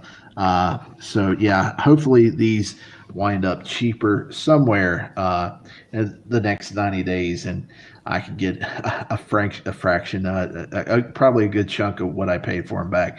But cool figures. And hey, happy anniversary, Tommy and Vinnie. Great show, the Collectible Past Toy Show. Great show, always fun. I'm glad I'm a part of it now. Thanks, guys.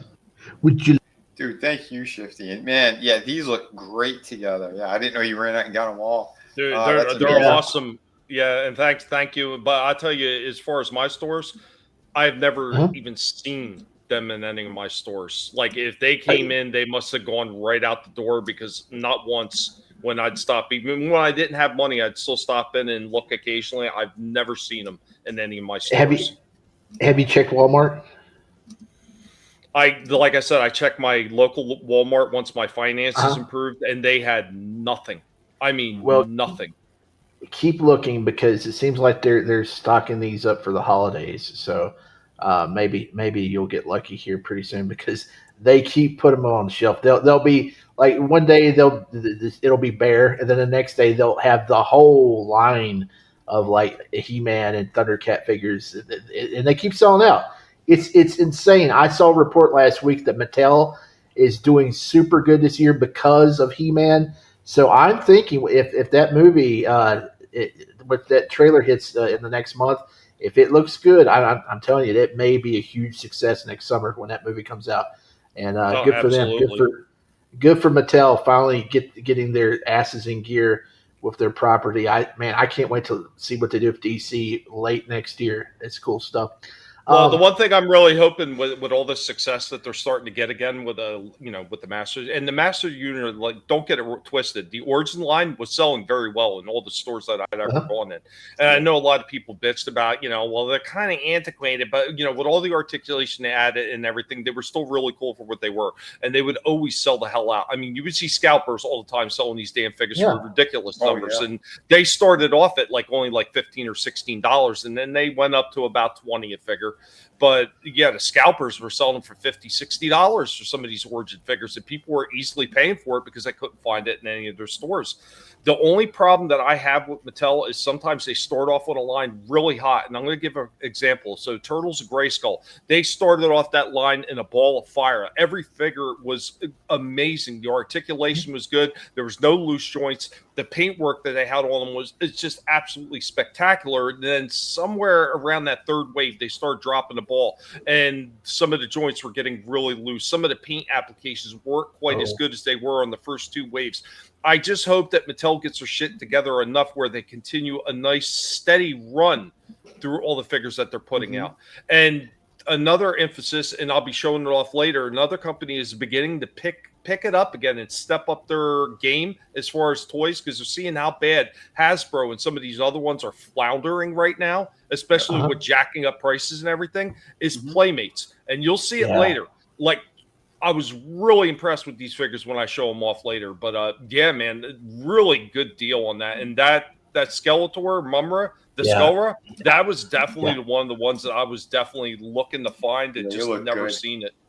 Well, check your Ross again. Keep checking because seems like this is the one that the figure that everybody is finding. It's not one of those mythical Marvel deals that you'll never see. It seems like everybody's getting these in. But another thing, I really hope this line continues, but I have my doubts. I mean, I would like to see the twins. I'd like to see Snarf. I would like to see the mutants, but Wave 3 doesn't look promising because they have a repaint of Lion-O with like golden armor instead of blue. They have a repaint of Panther, which is weird because Panther was in Wave 2, and instead of golden armor, he has black armor. And they have Panther Man to go with Battle Cat Man. Now, that's a figure I got to find because I passed him up every time I saw him. Now that I got the other ones, I got to try to find him, and I can't find him right now. Oh, so, shit. Yeah. That's funny. Yeah. I will mention real quick before Vinny goes ahead is one of the things that Mattel kind of screwed up, and I had mentioned that during the Turtles of Grayskull line. So instead of coming up with other figures right away, they started doing repacks, so repaints or slight redesigns of things like Leonardo and He-Man and a Ninja version He-Man. Like, why are you wasting time this early in the line putting that stuff out? Give us some figures that we haven't seen yet as far as crossovers. Like one of the ones that I showed in one of the earlier clips from the celebration stream from one of the years is that Bop 2 Steady, mixing Bebop and Rocksteady with 2 Bad, stuff like that. Give us more stuff like that first before you start giving these alternate version of characters you've already put out. Exactly. And it doesn't make sense. They're swimming in Lion-O's, and Panthro literally just came out, and now we have just a recolored Panthro and Lion-O coming out in Wave 3, which will probably hit in about a month or two. It doesn't make sense. It makes no sense. See, I told Tommy this is why I took a little shot at the guy who was next to me at that lecture, because he was the ex-president of Hasbro, and these corporate guys, they don't know what they're saying or doing. They're not listening to the people who are actual fans of the stuff, and that's what kind of sucks. That's why they're getting the decisions that having these repaints and things. The repaints, they suck. I don't like the Tiger Force or the Night Force or any of these sub lines for G.I. Joe. There's only been I think 2 of the Tiger Force repaints that I preferred. Outback. Outback was pretty cool. I liked it because the orange shirt with the tiger on it looked badass. And he came in handy too with that Cap figure I repainted. I don't mind that Sarge in the Slaughters Marauders blue. I don't mind that. No, that's cool. I just don't like the pants. I could deal with it. I don't mind it. What was I going to say? The other one that I liked out of the Tiger Force was Redondo. Is that his name? Rotondo. I like the black shirt. Like, that looked cool. That look was better than his regular beige. So, but what I was absolutely RR. Absolutely, the corporate suits don't know their customer base. Go ahead, Shifty. No, they don't. Yeah. Well, I mean, I don't like repaints, but I think reuse. You could do reuse, and I know a lot of people complain about reuse, especially with McFarlane figures. Yeah. But you can make totally new characters or something out of if you do it right.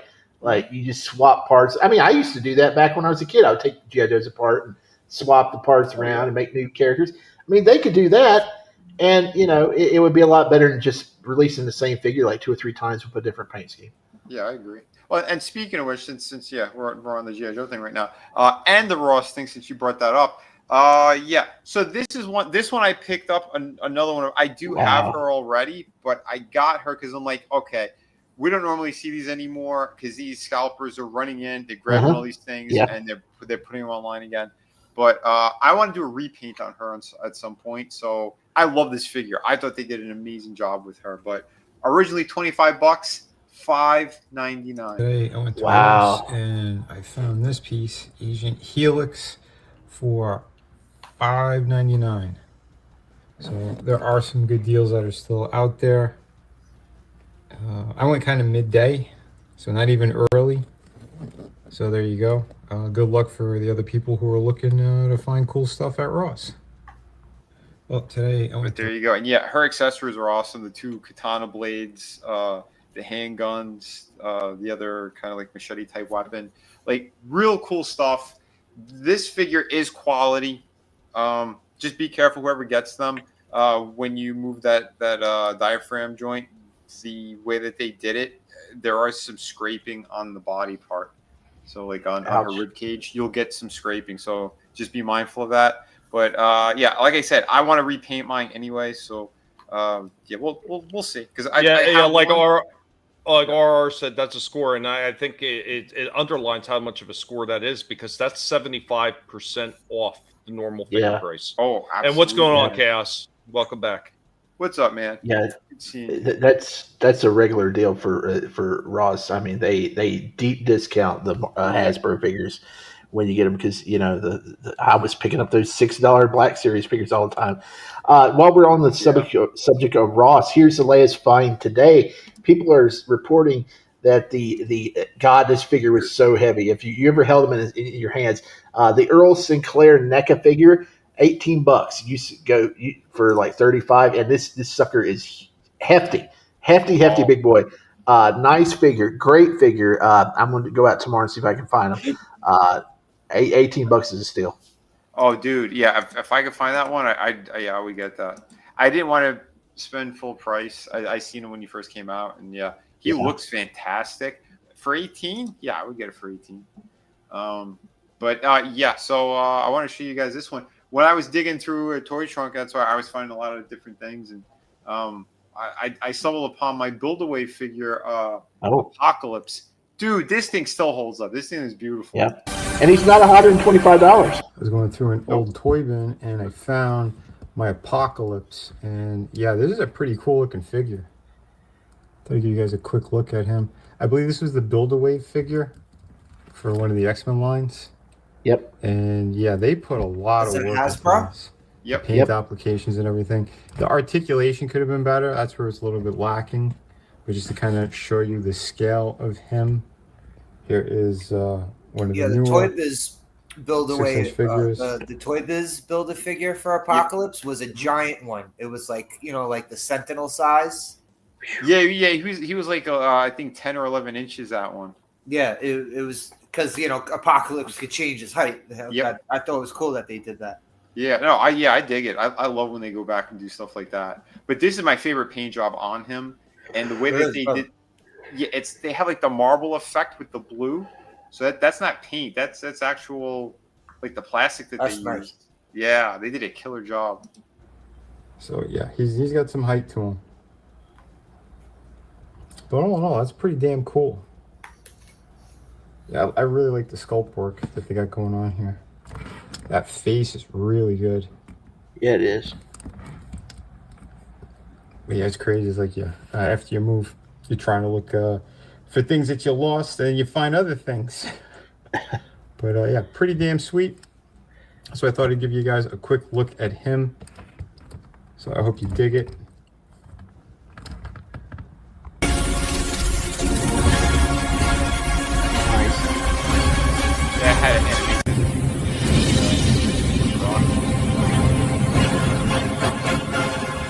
Here are some of the cool. Oh yeah, you guys see my books. Yeah, back my books. I get the hoses. I get the hoses to that figure because I got the Wolverine from that line. That was the original. Is still beautiful. I don't know, but the fins on the head, they're kind of. The shape. Yeah. It's the job and the articulation. That's why they use that mold. Like they use that for years. He's a little bit out of date though. A little, yeah. I'd say that. I gave way too much for him. Earlier this year, I gave like $30 and $10 store credit for it. So I paid $40 for him at a comic shop because I felt guilty if I didn't buy anything in the shop while I was there. And yeah, I think I probably shouldn't have bought him. With all the other Wolverines I bought this year, I probably should have got that one. But I can resell them later on. Yeah. Well, you got the 2-pack with Silver Samurai, didn't you? Yeah. You're okay. Well, all right, Wolverine, you got the best one. I get all the Wolverines. One is never enough. Right? One is never enough. No. Well, Yeah, that is you need- true. That is true. I can't count the number of Wolverine figures I have. Yeah, it's a problem. It's him and Spider-Man and Optimus Prime. For some reason, I think those are the characters I have the most versions of. I have no Spider-Man. Oh, you! Wow. Well, see, they don't never have a classic, good-looking Spider-Man out in the last 2 years. I mean, they got the Maximum Spider-Man, but I don't want that one. Yeah, I So I'm already just got a waiting. bunch of Spider-Man figures. Vinny just added more to the collection. Yeah, right. Dude, but I'm what just about waiting. what do you call it? Freaking Amazing Fantasy 15. That one's fantastic. It's black. I want a blue one. All right, be picky. All right, so here's another 3-minute. This one, all right. This one I got online. This one I got on eBay. She's part of a 3-pack, and I didn't want the 3-pack, and that 3-pack is way expensive. Who is it? Over $100. This is Sharon Carter. Oh. I did a little bit of custom work on her too. Vinnie art. So this is Sharon Carter from a 3-pack with 2 other Shield agents, and I got this one loose on eBay at a massive discount. She's supposed to have another head, but the version that I bought, they didn't have that available. It was just this full one with some accessories, a blast effect, a couple of things, a bunch of hands. Basically everything she's supposed to come with except for the head with the long hair. This is the same exact body as the Anniversary Black Widow that you see here. Same exact body. So, except the shoes, the feet are different. And I'm probably going to paint these white because I think these look retarded. Why would you have all black shoes with an outfit that is completely white? That doesn't make any sense. Yeah, I'm gonna change things around. She does look cool, and I do like this body mold that they use. I know some people, they have their gripes, but I like it. I dig it. So yeah, same exact articulation and all that. But I'll show you the slight changes I'll do and maybe some head swaps. So it's a pretty nice head that they have here. I don't mind it. It's okay. But we can make it look better, I think. So here she is with the better painted feet now. Does that look nice? I think that looks a whole lot better for this outfit. I don't know why these companies are so retarded. Let's get some headshots and some cool poses going too. Yeah, she is a badass looking figure. Very cool stuff. I'd give her a wristband or I something. don't know about those shoulders. It's kind of Oh a yeah, I weird can design, swap too. those. Maybe that should be all white as well. Since it was only Yeah, 3 she minutes, looks good, I though. did a couple of I think different that things. chest piece they could have done a little bit better. It almost looks like it's kind of floating there, but it's not. Good stuff right here.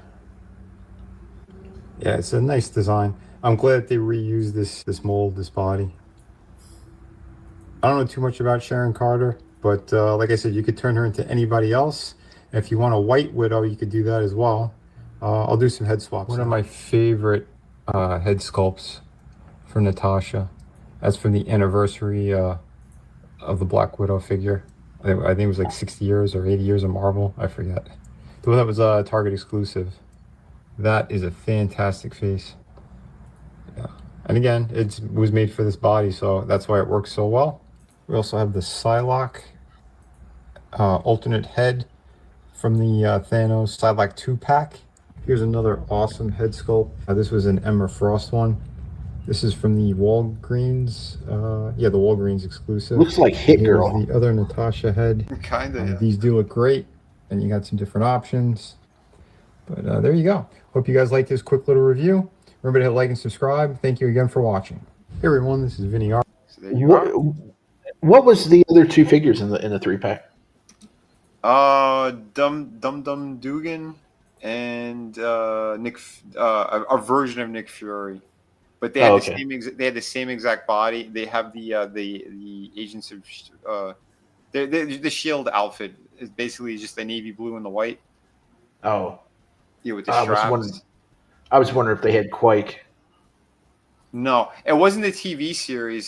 This is based off of the comics. Yeah. Yeah. But Yeah, and so, I believe RR said, "Well done, Vinny," and he said he Thank you, likes brother. the Black Widow face with it.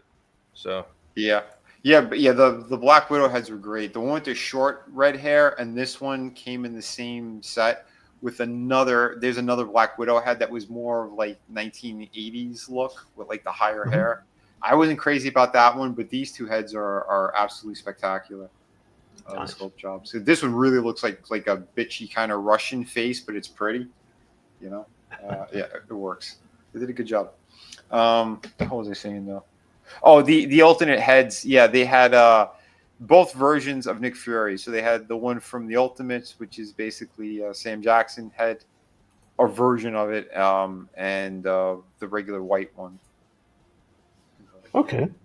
But yeah, again, like online, people they separate them and then they sell them off in pieces. Yeah. very cool stuff. I really do like the one girl that you showed, the GI Joe one, the agent.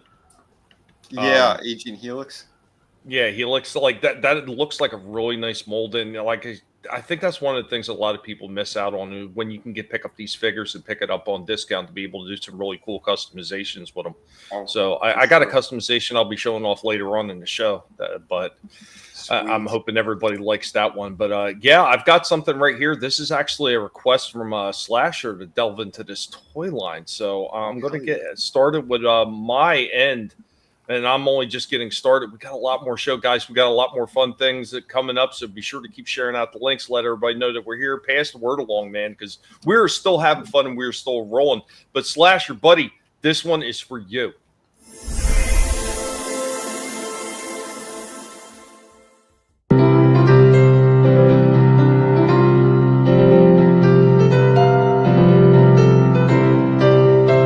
Welcome, one and all. I am your Professor Indy of the Guinea Pig Collective. And now, we are going to get into some toy history.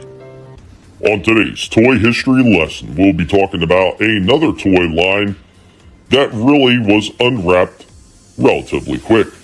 We will be talking about 1997, and we will be talking about Mummies Alive. Mummies Alive was a Canadian and American animated series and originally aired for one season in 1997 to coincide with the toy line that was also being released. The line was released by Hasbro, but under the Kenner subsidiary name that they had bought when they acquired Kenner. The firm produced a series of Mummies Alive 5-inch tall action figures and vehicles. Now, the figures were released in 2 waves, but the second wave, which was released in 1998, was exclusive to the United Kingdom and parts of Europe. It did not sell very well in its first wave in America or Canada, and therefore did not get a release in either one of those markets.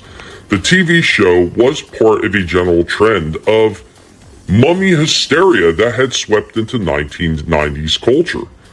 Now, Mummies Alive was originally geared towards an older audience, but during production the show became predominantly a children's show.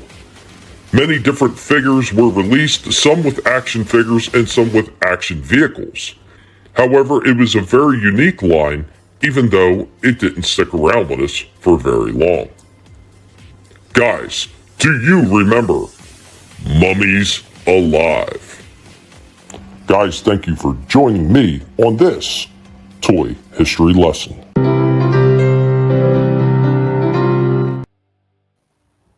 Awesome, man. Awesome. Oh yeah. Those figures are cool, and the cartoon looked pretty cool too. I never knew of this when it was around.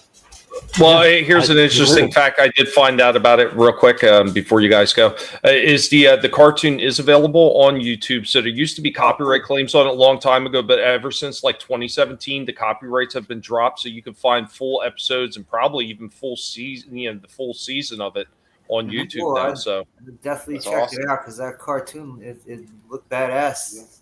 I think I caught one episode, and I always wanted to see more. So yeah, I'll have to check that out too. Nice. And just in case I didn't say it, what's going on, Lurch? What's up, Lurch? Oh yeah, man. Yeah, the cartoon wasn't bad, says RR. He said he remembers the cartoon. But yeah, the opening salvo right there from the pig. Got another one here. We're going to dip into the toy break. One of Shifty's favorite segments of the show because he likes to see the dancing girl. But yeah, it's another one. This is a standard pig toy break now, and something is going to blow up. But here we go. What our next one? You guys asked for it a week ago. You chose Cheetor, and the pig remembered. And here goes your cheater up in smoke.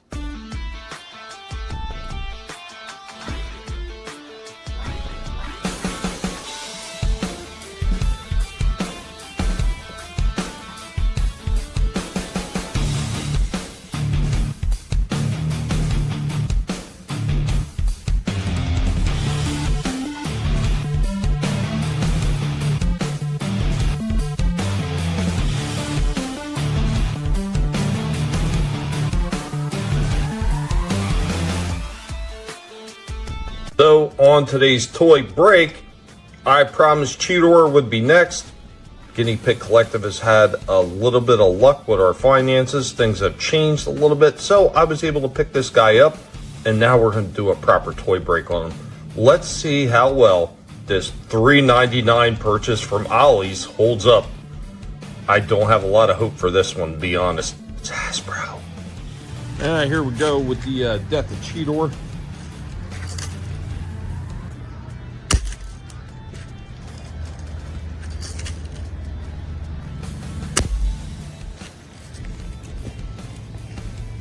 Still not a whole lot of damage. Put him in his weak-ass sword form. I guess this is kind of like what it's supposed to look like. Stupid ass looking toy.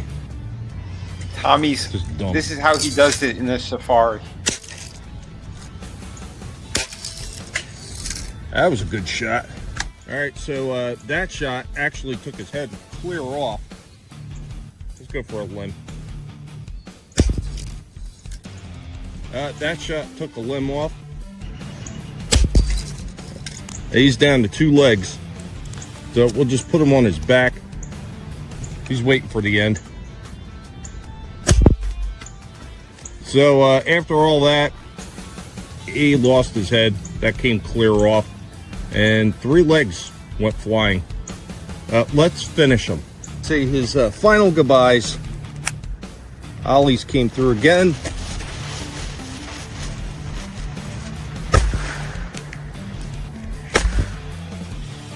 Yeah, so a whole lot of smoke, a little bit of burning on him, but didn't really blow anything else off of him, which is actually kind of surprising. But yeah, this guy is done.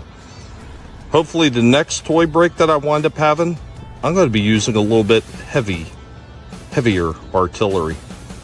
Till next time, guys.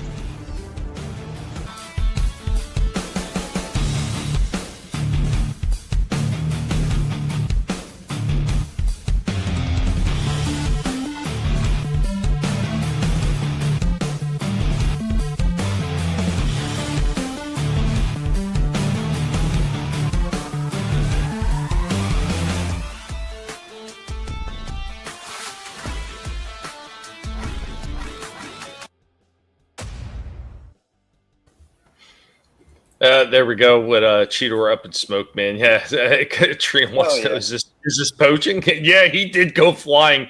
You couldn't see it on camera, but when the M80s went off, that thing flew like 5 feet up in the air. It was pretty hilarious. Oh, yeah. It was awesome. Yeah, the toy break. So basically, it won't hold up to kids playing with it. Actually, you know what? The thing actually held up a lot better than I thought it was going to. I really thought that thing was going to shatter into pieces on the first shot. It took quite a few shots for me to take his head off, and the limbs too. But yeah, like I said, there's going to be a heavier artillery coming soon since finances have changed. Wait do you guys see what I'm going to have planned for the next toy break? It's going to be something. Oh. But I'm going to get into a toy review now, and this is one of the ones I was talking about, man. I've been looking forward to showing these guys off. I had so much fun messing with these things. Are they perfect? They're not by far perfect, but I think what they are delivering right here with Playmates is really freaking cool. I don't know how many of you guys seen these things, but when I seen them and I wound up within 2-day period, I wound up finding the whole first wave, which is only 3 figures. I thought it was going to be 4 by the way the packaging was, but it was only 3. But here's the first one, and I can't wait to hear what you guys think about this one.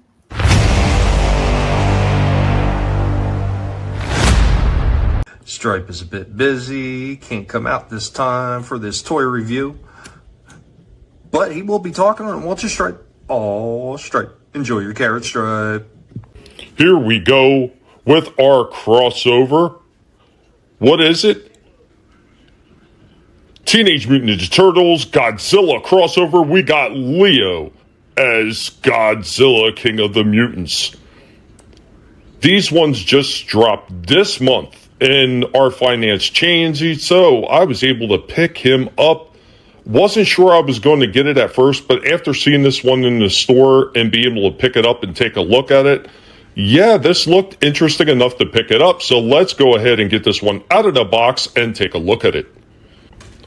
And right out of the box in a static pose, here we go with our Leo as Godzilla.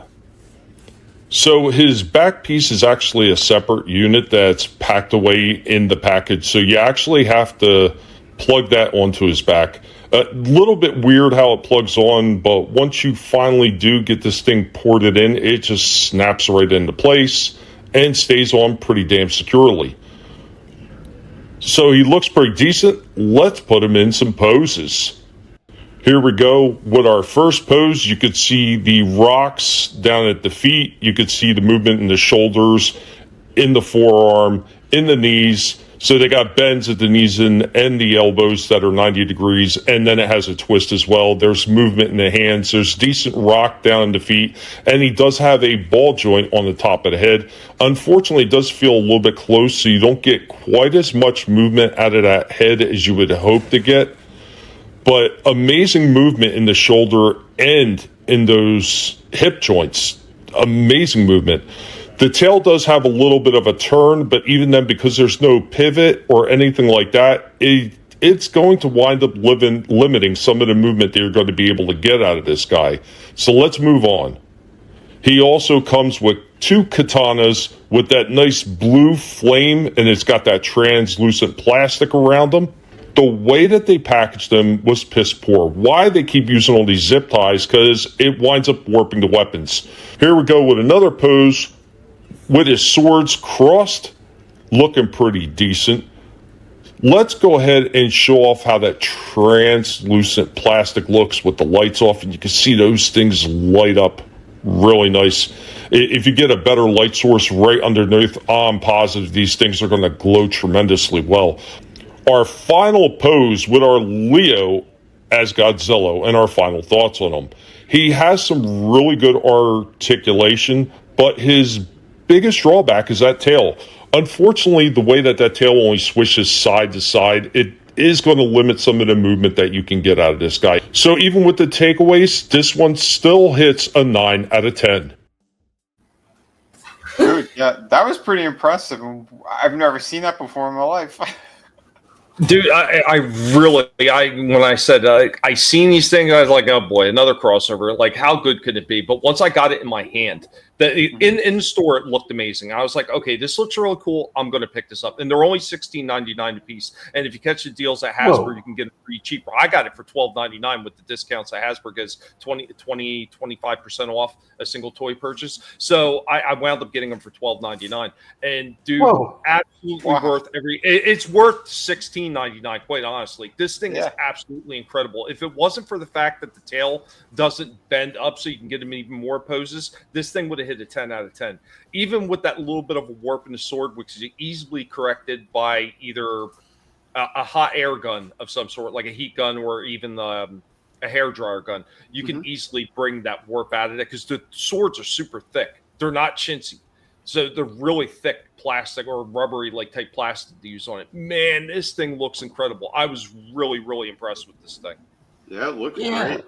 Yeah, he looks cool. I do have one complaint. I think the front shell part should go down a little bit further because it looks like he doesn't have anything covering his junk. And it looks like the tail maybe be, could double as his junk because you need He's that very popular with the ladies. you need that tan front piece to go down a little bit to break up all the green because it looks like he's got 3 legs, kind of, Well, I'm sure he. But other than that, he looks great, and I can't believe you got him at cheap. Wow. Yeah. Yeah, I'm telling you, man. And that's one of the things I've always said about Playmates. They've been picking up their game a little bit. Just same Mattel's been picking it up, and Playmates has been stepping up their game. So they've been releasing some really good figures. And like the articulation that this thing had up in those shoulders and those legs with the ball that wound up doing with the extra slide pivot point on it, absolutely great. Like that is the best articulation. If there was a little bit more in the arms bending up, they would have knocked that out of the park. Another really cool thing that they did, thanks RR, and Chaos is bringing in the animal trading. Give it 9 pigs out of 10, 10 goats, 10 ducks, and 5 chickens. The other really cool thing that they did is they did use a rubber in the hands, but it isn't like a super garbagey rubber. It's a softer rubber, but it still retains its form when you open up the hand. So it's really easy to get the weapons into the hand and for the hand to securely hold the damn weapons. I thought that was a really smart move, and it works really well on this figure. Did not have a problem whatsoever being able to put weapons in the hand and possibly falling out like some of the other lines that Playmates put out. This one is just so nicely done. Beautiful. Or fur trading in the chat already. Yeah, that's right. Yeah, well, you said it. I'm a poacher. I mean, we got to get those animal tradings in. But yeah, I mean, any other thoughts before we move to a commercial break and move on to the next segment of our show with some more toy fun? He looks nice. Yeah. Are you tempted, Shifty?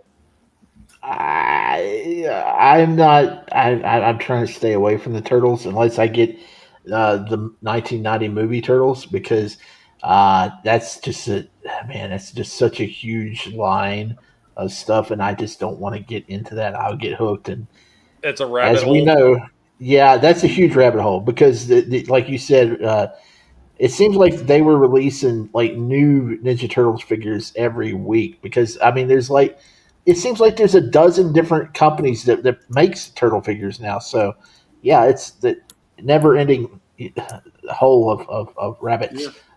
Even Tord, yeah, the punctured one, whatever. So. They're ugly though. Yeah, I've only seen them online, never in person, but yeah. Yeah, the IDW turtles, they're ugly. I don't like those. So. Mm-hmm. No, I mean, there's a few companies, like you said, putting them out, but I mean, the two standouts as far as I'm concerned, always been concerned that they're putting out and doing the best job is Playmates, of course, because they're the company, they're the originators. And then I really do like some of the stuff that NECA does with the Eastman and Laird figures, because some of those are just absolutely outstanding. For the sake of his wallet, he chooses not to. Well, maybe it'd be like a Bender. It'd be like a carton of cigarettes. It'd be smoke up, Shifty. You got a couple now. You got to get them all. What's going on? Happy Dinosaur Man. Happy Halloween to you. Tomorrow will be Halloween, and everybody's partaking in it. Be safe. But we're going to hit a commercial break, and then we're going to be right back.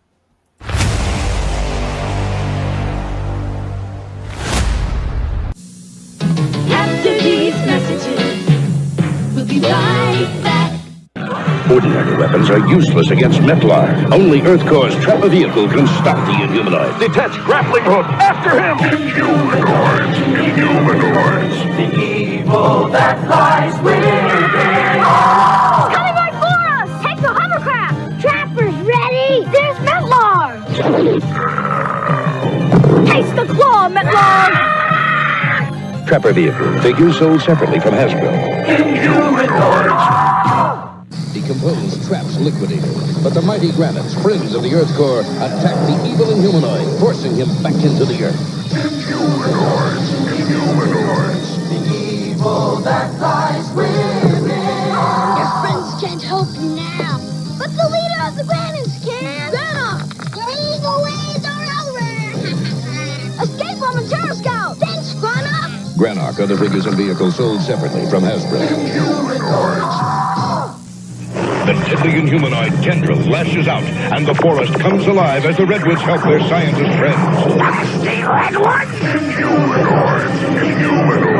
The evil that lies within. I can't hold them much longer. Where's Redland? Here's Redland! Nasty redwood! Let him go, Tendril! I'll get you next time. Way to go, Redland! Redland and other figures sold separately from Hasbro. Now, back to our program. I couldn't agree more. Our humanoids did have potential, and like we've seen with so many other franchises, Street Sharks and all these other ones. I really do feel like that one is due. Yeah, that was just, man, I can't believe they made something that dark for kids though.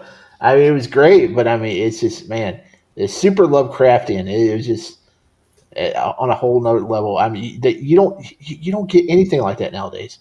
Nah. Nothing like that. Agreed, Trina. Our childhood was top tier as far as toys go. Absolutely, and Yeah, that's it why was. they got to keep delving back into the years of years of bygone eras to be able to pull some of these things out, because a lot of newer stuff it's not doing it. It's not doing it. And thank you, Ronald Reagan, because if it wasn't for him lifting all the restrictions on children's television, we probably wouldn't have got half the stuff that we did back in the 80s. Oh yeah, that's true. Absolutely true. Absolutely true. Guys, did you have anything else that you were ready to show off, or did you want me to go again? I still got a ton of stuff. Yeah, I got some stuff. All right. I think I spent enough. Oh. I'm telling you, I'm gonna send Shifty something, and he's gonna be like, "You son of a bitch! I got one. I got to get the rest now." You son of a bitch. No, it ain't happening. Or how about if I get you two and I force you to get another one? 2 return to senders. I ain't doing it. I got another 3-minute one here. Since they did show G.I. Joe before, here's another cool G.I. Joe. So this was the version of Snake Eyes I never had as a kid and always wanted. So yeah, I got him as an adult, and I'm glad that I did, because this is a killer freaking piece. Everyone hates on this Snake Eyes look. It's not horrible. Just the red goggles is the biggest problem of this thing. You know what? I think he looks better than the blue and the purple one, the original Snake Eyes. The first one? No, the very first one. The very first one that had like the purple. That was the cartoon. That was the cartoon version. Yeah, because the original Snake Eyes. You mean where he had sunglasses instead of a was visor, just all black? right? Yeah. Yeah, he had sunglasses instead of the visor. And like the second one, he kind of had like a night helmet visor. The first one, he looked like goggles or sunglasses. Yeah. But this one's cool, man. I dig it. But I might do a wash or something on the gray. Yeah. Feeling it doesn't look like it's finished, but I could do that pretty easily. So. Reviewing the new Snake Eyes figure from G.I. Joe Classified series. I'm Vinnie Mella, formerly designer of McFarlane Toys, and we're going to be getting into this piece. I'll give you the breakdown. Looking pretty good. But enough of the box. Let's open the figure. So here is Snake Eyes out of the package. I worked on the neck peg a bit. Is He had barrel no movement bent there on that whatsoever. He does come with some cool stuff. What's that? Is the barrel on the gun bent? Oh, I think it can come off. Yeah, it's a reuse of another one. I believe the clip comes off too. He has 2 katanas. One's in his hand. Here's another one. He comes with the backpack part, which the peg's not long enough. Once you start moving him and posing him, this pops off very easily. Yeah, it's not so secure. This come with a grappling hook though as well. This really cool like submachine gun thing. He does look pretty cool. Details are great. Paint job is really nice. He's got his markers there on his bracers. So I straightened him up so I could plug that in his back. The problem is it's not long enough. So once you start moving, boom, it falls out. I do like the details, the paint job. The design of this one is really cool. I really like this one. I never had this version as a kid. I thought they did a killer job. So articulation wise, he could now look down a decent amount and up a decent amount, before I did the mod, he couldn't do shit. I had to cut out some in the front. I might even cut more out, to be quite honest. You can't see it when I pop the head in, but yeah, he had 0 range before. Now at least he could look up a decent amount. I don't know why they keep screwing that up. There you go. He does have butterfly joints that are so minimal in movement. I don't understand the point of it. Having this huge piece on here that's going to hide them anyway, why not make it a deeper range?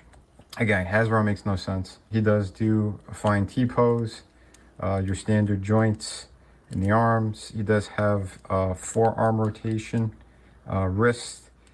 This one is the old style. The left one is the vertical one. He does have some kind of a crunch in here. Not much movement because of the vest. They should make these things removable. I don't understand why they don't. Valiverse does. He does have articulation by the bottom, the ball joint there. Splits are okay. Drop down hips. Posability is still really nice. And yeah, when you get him in other poses and stuff, he does look badass. Shin rotation. This one's tight.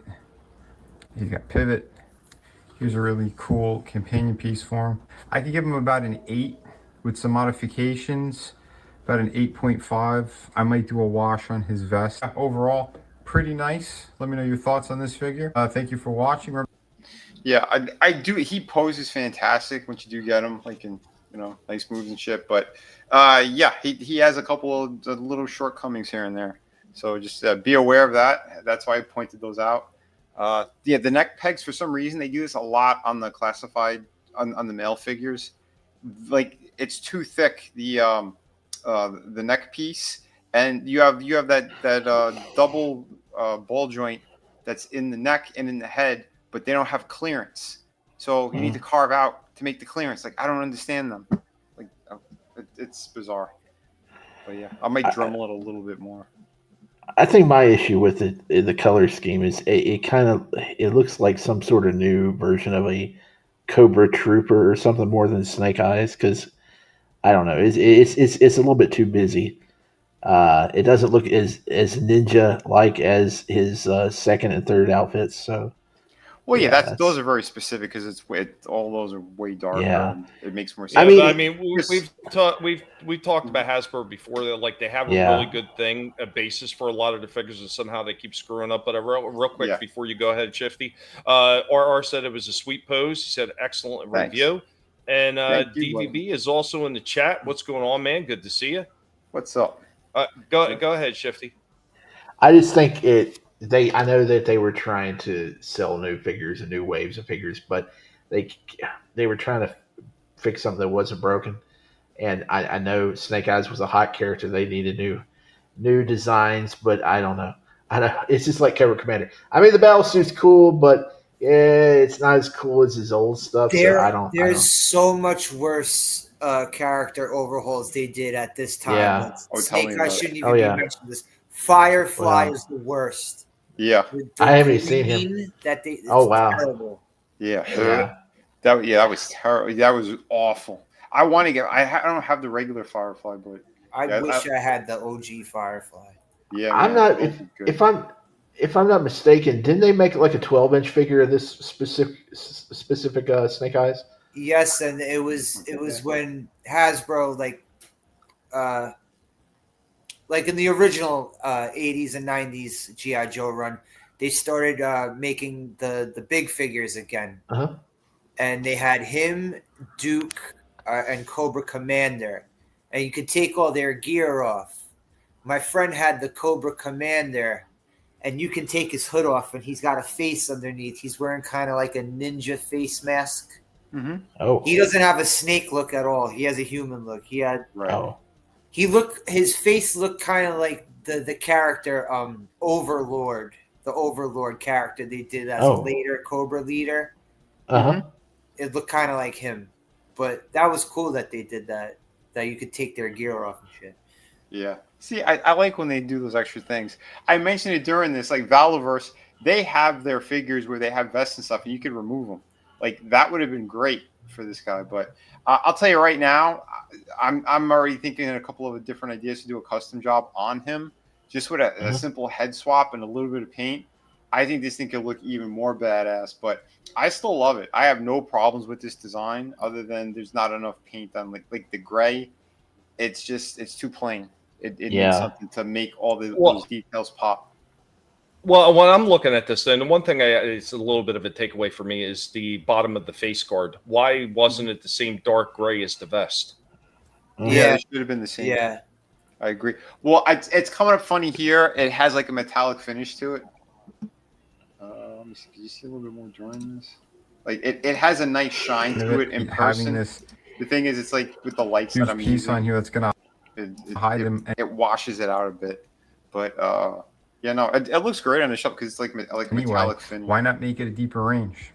Again, it has. But yeah, because again, the vest itself, it's more of like a simple plastic versus the face that actually has paint on it. So, but yeah, like I said, I'll probably end up touching this up at some point. But I do like the figure a lot. You get some pretty sick poses with this too.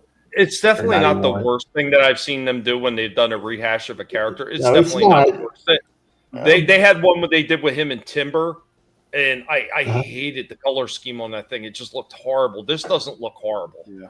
Was it the desert one? Yes. Yeah, I hated that too. One. Yep. A desert Snake Eyes? Yep. Oh, you didn't like the classified desert Snake Eyes? I thought he looked awesome. Horrible. Oh, he looked great. Gave him like the desert camo and shit. Yeah, he looked really cool. I thought it looked like shit. I liked him. But what I was saying is, I gotta look this shit up right now.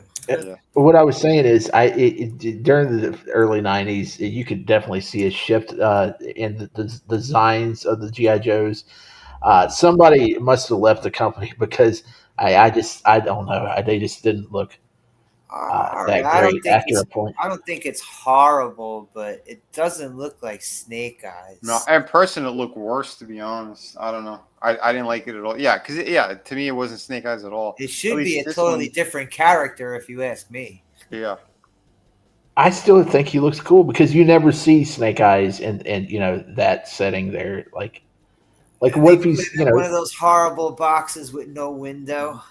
Yeah. You know what the thing is too? They used the body mold, I think, from the first release in the classified line, and that was a mistake because they've had a better one that they released later on. So yeah, I don't know. It's just the paint job was shit, I thought, on it. The one that actually looked really good was the what's that stupid video game? Fortnite. There was a Fortnite version. I'd never seen it in stores because it was some kind of exclusive. The paint job on that looked amazing. That one I really enjoyed, but yeah.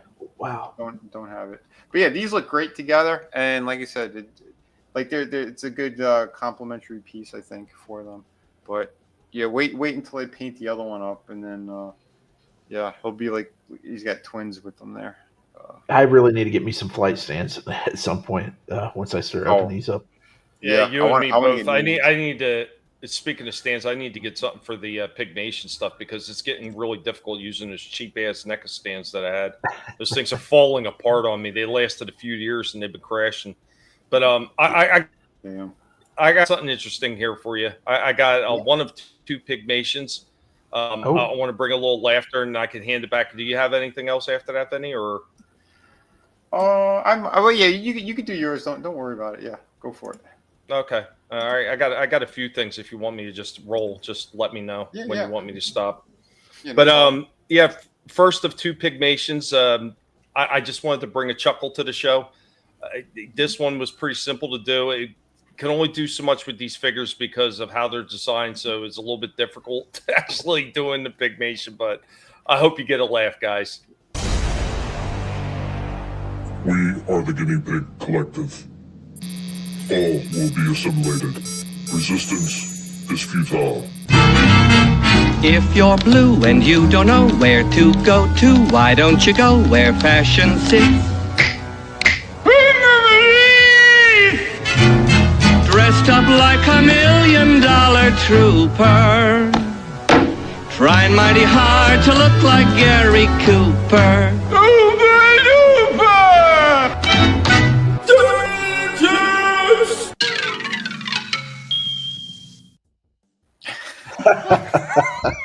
That was That was awesome. great. Yeah, it was. Oh shit! Wow. That was excellent. It appears everybody liked it. How long did it take? How long did it take? That one actually, believe it or not, only took about an hour. Actually, I told Trina what I was doing, so I'll probably have to release that in some of my best Pygmations hits at some point. Oh yeah. You like the ending? Yes, they're at her tits. That was the best one ever.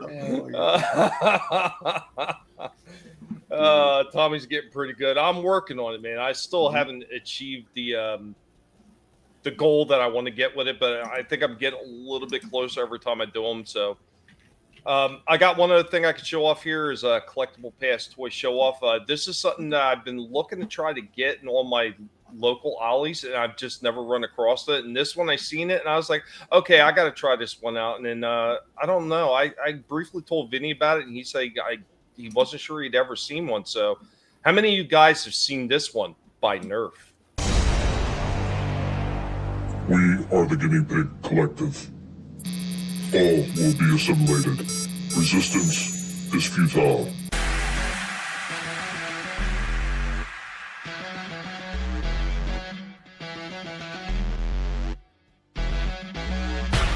Guys, here we go with this toy show off, man. So a few things have changed a little bit financially for me, so I'm not quite as bad shape as I was, but able to pick this one up. The ollies, we got the Nerf Pro Gel Fire Mythic 10,000 gel fire rounds, semi and fully auto burst rifle. So it's like a little mini submachine gun. Yeah, this thing's battery operated. It costs $20 for this thing. That's at $19.99 at Ollie's. Wait till you see what this thing does. It's a little difficult to see the shots, but this thing is pretty damn cool for what it is.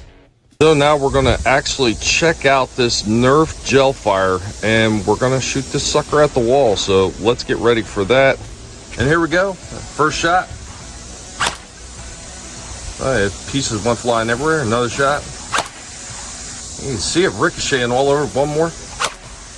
Okay. Yeah, it's going all over the place. Now we're going to go to full auto. And go ahead, fire away. Good God. That is pretty cool. Pieces are flying there. One more. Oh, man, that is neat. Guys, that is the Nerf Gel Fire semi and full auto gel firing projectile weapon. So one last addendum for this gel fire weapon. While this thing is pretty cool and it does do semi and full auto, the battery pack, which was fully charged, died after this little test fire and couldn't even fire off the rest of the pellets in this damn thing. So that is definitely a downside to this thing. The battery just doesn't last very long. We are the Guinea Pig Collective. All will be assimilated. Resistance is futile. Would it last for 60 seconds? Yeah, I don't get it. It didn't. Yeah, it was nice rapid fire. No, you can't put metal in that, unfortunately. That thing ain't going to have the oomph to spit out metal pellets. Get a small black powder cannon. I wish. The battery pack just dying quickly is weak. But, I mean, what is there is still pretty damn cool. It could have been just I got one that had a bad battery pack. That sometimes happens when you get these type of things and they just don't recharge. But a $20 like rapid fire gel gun, and the pellets are so teeny tiny, like, they're minuscule, and you soak them in water for 3 to 4 It's like hours. Caviar. Yeah. Yeah. I wasn't sure what to expect. I thought maybe there had been a color residue, and that's why I fired it at the wall outside. I didn't know what it was going to do, but yeah, nothing. The gel little pods just break apart after hits, and you see them kind of flying backwards towards the camera. It was pretty cool for what it was, though. I mean, for a little Nerf gun like that, it's pretty sharp, especially at only $20. I'm not really complaining, even though the battery doesn't last very long. Maybe I'll try to put the battery back on charge for a lot longer than they say. Maybe that was the problem. I don't know. Maybe. What's going on, H1, man? Good to see you. What's up, hope that you're doing well. And yeah, since we're almost there, man, happy Pigaween to everybody in advance. And I got one more that I could show you. And should I do one or two, then? You could do two. You go for it. All right, Okay, and I got I'll be back like 10, 15 minutes. I'm gonna drop, but I'll be back. Okay, no problem. Okay, all right. See you. All right. So we're gonna dig into past with this segment because I love to do that. I love to bring the old school stuff. The phone was over pretty quickly though. Yeah, right. It's like not if he not if he recharges. Recharge it and shoot the wife. I'm sure you're gonna have a lot more fun. Yeah.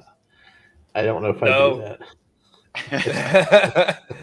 All right, guys, we got a old school one here. Like I said, I like to bring out the toys from the past, the stuff that maybe some of us remember vaguely, or maybe we don't remember at all. But this one, I had a couple of these things, and I did like this line for what it was, and I like the movie that was based on. So here we go. How you can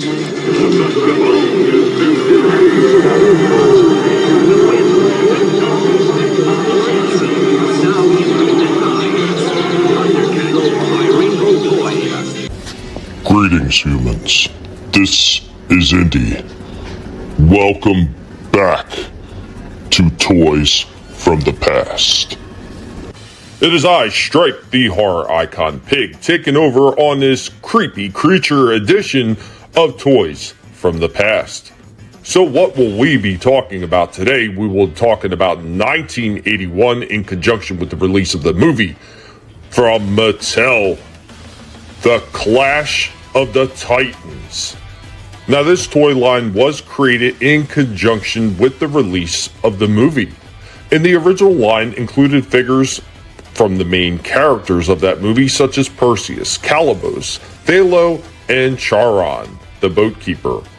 There was also a Pegasus, which was basically a stationary, non-posable horse who did have rubber wings that were able to be placed into the sides of him, thereby creating the only movement that that figure had. Pegasus was released by himself and also as part of a gift set with Perseus. The much larger figure that was in this set was the Kraken. The Kraken was a 14-inch tall representation of the Kraken monster from the movie. Had movable arms, and I believe there may have been movable limbs on the lower body. I unfortunately never had that one. I did, however, have Pegasus and Perseus. Now, each of the smaller figures in the line were approximately the 3 3/4 inch size figures. So the legs move, the arms move, and the head would turn, basically like your standard Star Wars Kenner figure. Perseus did come with a sword and a shield, and many of the other figures came with other accessories. Charon, the boat rider, came with a big giant stick, which he used to push his ferry across the river Styx. Some of the other figures may have had other accessories as well, but it has been a long time since I have actually seen many of these figures. Unfortunately, I only had the two, but I thought it was pretty cool for what it was, and I really did like that movie when it first came out. It was so much different than anything else that we'd seen at the time. Now, although the line was extremely short-lived and only lived in that 1981 moment along with the movie, there were other items that were planned to be released, such as Bubo, the figure, and playsets, which unfortunately were never produced, but later on, Gentle Giant did release new collectibles inspired by that film. How many of you remember the Clash of the Titans toy line? Did you have any of them? Thank you for joining me, Indy, on this Toys from the Past episode. Never had the toys, loved the movie. Nope. Never saw that line. I even enjoyed the remake that they did with that guy who ended up being in the Terminator movies and Avatar. Mm-hmm. Oh, yeah. The remake wasn't horrible, but there was something kind of nostalgic about that first one. Like, oh yeah, you know. And Trina, she loved Bibbo. Bibbo. Yeah, the Golden Owl. Yeah, that was cool. Yeah, didn't we have what's his name? Burgess Meredith. Wasn't he? Yep. Wasn't he in that? Yeah. Man, it's been a minute since I've seen it, but man, I freaking love those movies. I actually, that's one of the ones I actually have in my physical collection. I had to have it because I remember when I was a kid when they used to have the drive-in theaters, and a couple of the drive-in theaters had 2 screens. There'd be Clash of the Titan on one screen, and then there was Texas Chainsaw Massacre on the other one. So, hell yeah. Yeah, those toys that were pretty cool. I still have Perseus and I do have Pegasus, but they're not in as great a shape as I would hope because of the way my dad stored everything. But but there is a couple other companies that were doing like remakes of those figures, like like where the Medusa one came from that I'd shown briefly in there, and a few other ones that didn't exist in the original toy line. But yeah, man, hats off to some of those people and things that they were doing. Kind of breathed new life into that the older version of that movie. Oh yeah, for sure. Oh, there was something I wanted to show you, Tommy. I filmed it for you specifically. That toy store that's near me, Plastic Universe. So this guy had a bunch of the Castle Grayskull. Yeah, dude, look at this. These things are amazing. Yeah, so that's the one I have. Yeah, this one here, the one in the front. Yeah, that's the one that was released back in like 2021 or 2022. Because you can see the little picture of the sorceress in white. That is an exclusive figure. Came with the re-release of the Origin line one. Nice. And then he had a couple more up here. Yeah, so those are all they're all the re-released the Origin line ones. Nice. They look cool though, man. Yeah, he had this huge Slimer. Wall relief. How cool is that? Some of those wall relief things that they put out have been absolutely fantastic. I remember I wasn't really buying it just because Disney had gotten on my nerves at that point. But I remember they put stuff out like Boba Fett's mask. They had like a little mini Millennium Falcon. They had a Death Star that were wall mounts like that, and they were so damn cool. Yeah, absolutely. Nice. They were cool.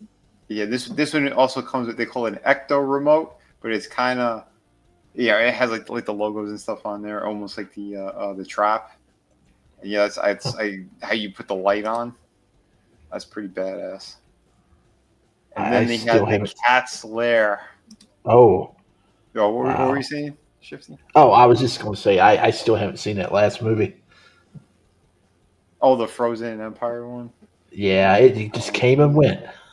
Yeah, I think the one before it was way better. Yeah. But yeah, this was killer, and this thing is massive. I put my hand next to it so you could see. Wow. That's at least a 4-foot box. Wow. Yeah. And then he had a translucent Mumra from Super 7. Like a spectral plane one. Yeah. Yeah, and it's a shame because Super 7 puts some stuff out that looks really cool, but some of the quality and the stuff they do is horrible. Well, I'd say the ones that they put out in Target, those cheaper ones, I agree. The ones that are in like this case have been fantastic. I have the Lino and the Mumra.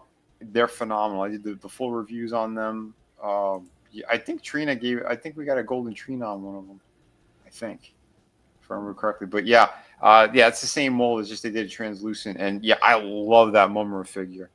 Absolutely incredible, beautiful. Yeah, I remember when you did the full review on the one that you have, and it just it hit all the bells and whistles that it should have. DJ Play, nice. You have a good one, man. Thanks for hanging out for as long as you did, and hope you have a good one, man. Take care.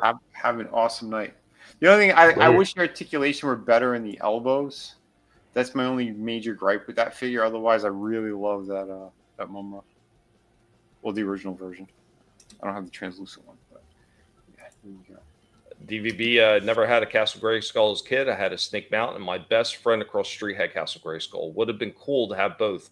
Yeah, and they did do a re-release of Snake Mountain, and they were supposed to, for the Origin line, they were going to do the Eternia playset, which is the bridge between Castle Grayskull and Snake Mountain. They said they were going to do that for the Origin line as well. So, well, we'll see what happens. Okay. Beautiful Mumra figure. Yeah. Yeah. Again, there's some stuff that is pretty impressive. I saw a Snarf that was in Target. There was just someone like threw it there. I thought he looked like shit. Oh, wow. I don't know. I still need that Chitara to finish off that line, but And that was a single carded Snarf, right? Yeah. And it's terrible. I think he was still the same price as the other ones. He's like $35 to $40, like for that. Wow. Yeah. No way. Wow. No That's, way. that's some of that. That's some of that Hasbro pricing right there. Oh, it's retarded. Speaking How of tall is he? What, the Snarf? Yeah. Maybe 3.5 inches. Because if they never make a Snarf for the Masters of the Universe line, I got to find me a little Snarf, a little one. You're gonna pay $40 for? No. No. I was gonna say, man, yeah, that thing ain't worth it. And he comes with like the smaller version of Lionel's sword, like the shrunken version. Like it's weird. It's a weird thing. Like he should have came with Wily Kit and Wily Cat, do like a 3-pack with them. It would have made more sense. But Super 7 super retarded. Or at least Snarfer. Oh yeah. At least put the two Snarfs together. Yeah, Snarfer and Snarf. That would have made sense. Snarf. This is another short one, so I'll just do it quick. But just to show you the quality of Tords. This one was kind of neat. I've never seen this before. The Black Mask as Batman. I don't know if you guys have seen this before. That's interesting. Black Mask as Batman. This guy's just cranking out too many Batman figures. I'll mute that just in case. But and then this. Look at this. Broken figure in the package. What? Yep. Gotta this love is his Fallout figure line. And this thing is $35. Look at this. Now, granted, you open it up, you could probably pop it right back in, but that's the quality that they give you for $35 plus tax. Wow. Way to go, Tord. Way to go. You probably could get a discount. Take it up there, say, hey. Well, if he was going to buy it. No, I didn't want it. I'm just saying, Yeah. I had no interest in that line. They got Street Fighters. Yeah, they had some. There's the Dash Rendar guy. Pretty nice quality now. Hey, what up, Tollbat? Oh, and here, look, Hitler Batman. What? Tollbat, you came in at the perfect time. What? Here's Adolf Batman. What is going on? I have no clue. That's Magnum Batman. That's not Hitler. What a retarded design. The figure's just ugly all over. Oh, yeah. Yeah. Yeah, it's weird. This one at least kind of interesting. I think Adam might like something like that, but yeah, I don't know. I don't know what these people are thinking. That's the problem. They're not thinking. Yeah. Dash Rendar from Shadows of the Empire novel. Yep. They've done a few of them. Like Steve was showing the Prince Zizor one he has some weeks back. Yeah, what the fuck, Batman? and here's the thing on top of it. Like, I know someone like Adam would probably get something like that, but here's the thing that makes no sense. He has a year left with this license, right? Why hasn't he released a Black Canary? That's like one of the top female characters that people want. He has not released one. Serial killer. There's like 3 or 4 different versions. Yeah. Oh, when I was sitting there next to the ex-president of Hasbro, and then the guy on the other side of me was the one who made Tickle Me Elmo, and we started talking about some of this stuff.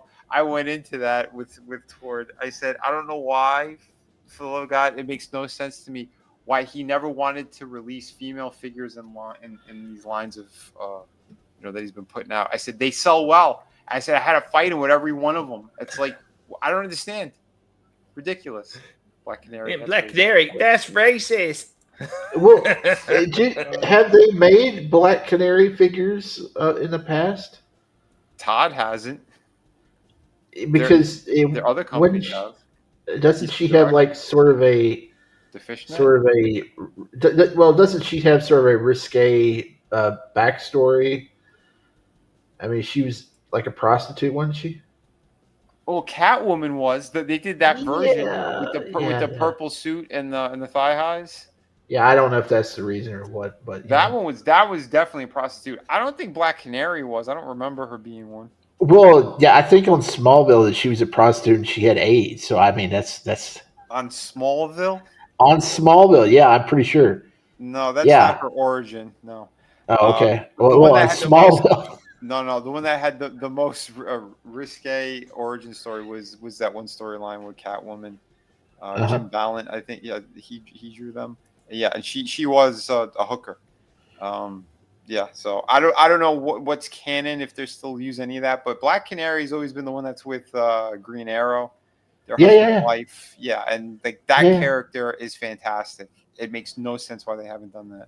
Yeah, it's one of them. It wasn't the Arrowverse, though. Oh, I don't know. I never watched. Black Canary was in the Arrowverse as far as the Green Arrow. Oh, yeah. Oh yeah. You're right. Yeah, I watched the first 2 seasons. No, you're right. She was in there. Yeah, Tolbat wants to know, why has Tolbat not paid Vinny to make a Tolbat comic? I don't know. Lurch asked that question too. Why not Tolbat? Because in Tolbat says because Tolbat is a grifter. Damn it, Tolbat. Oh, you're supposed to troll yourself. That's how it works.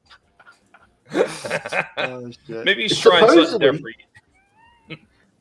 Supposedly, Todd's he's making Jack. Supposedly, Jack Nicholson Joker, and supposedly he's making a couple more Supermans that they're saying he's going to do Brandon Routh. We don't know if it's going to be the Returns or the Alex Ross version from that CW crossover.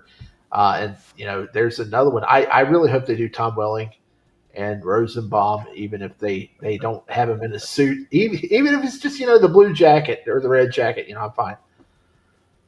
Trina doesn't seem to remember that. Real quick, she says she didn't have a prostitute background in Smallville. I couldn't tell you. I've never watched the show myself, so I couldn't say one way or the other. I swear no. Maybe it was somebody attached to Green Arrow in Smallville that was a prostitute and had AIDS, because it was a big deal they made of it on social media and TV Guide. It might have been Speedy. I don't know. It was one of his sidekicks on there, Justin Hartnett or whatever, that's on that Tracker show now on CBS. He played Green Arrow on Smallville, so I'll have to look it up. Okay, yeah, I'm not familiar. Why did anybody watch Smallville? Did it take 10 seasons before he showed just part of the costume? Well, it was about Clark. It was Jason Teague's mother. She says Jason Teague's mother. No, Jason Teague's mother was a witch. She wasn't a prostitute. I think Trina and Shifty, she's gonna come back and they're gonna host Smallville panel. No. But how much for goodness sakes? Lizard got to eat. No, you bastard. Real quick, I got to get to something in the chat there. I mean, I know it's not official, but this calls for a Sword of Omen special. Thunder, Thundercats! Oh! We go, Slither, you'll be joining us soon. A band of violence, bringing our doom. I thank you. Till all are one.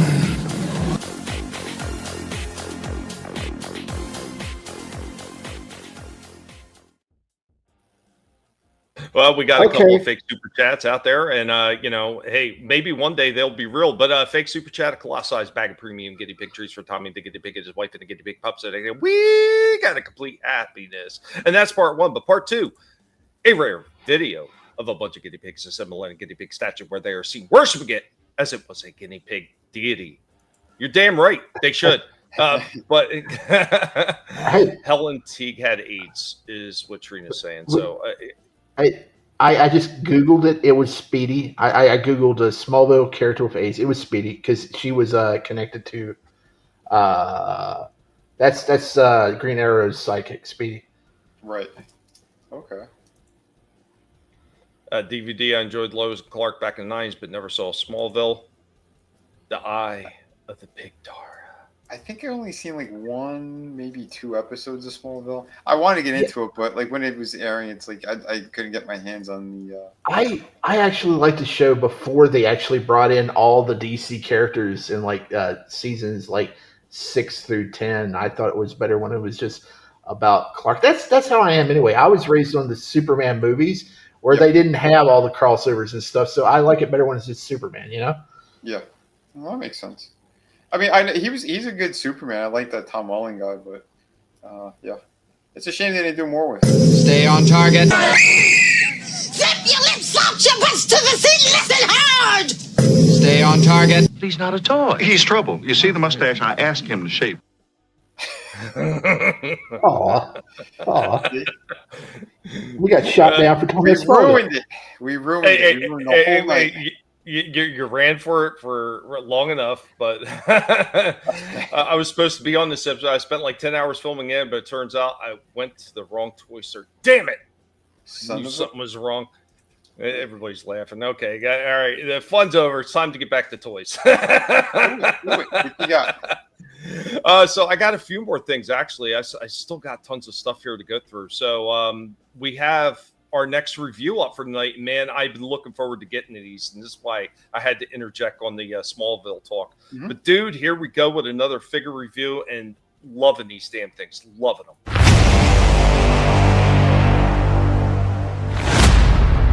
Stripe? Still busy with the carrot? Oh, man. Guess we're going to have to do another toy review with you just talking about it as soon as you get done. Here we go with Raph as Rodan right out of the box. Now, because of the wings on his back, it's a very thick, hard rubber. So every time you try to straighten his arms out, unfortunately, because of how thick the rubber is, it pushes the arms forward. A little bit of a design element problem right there.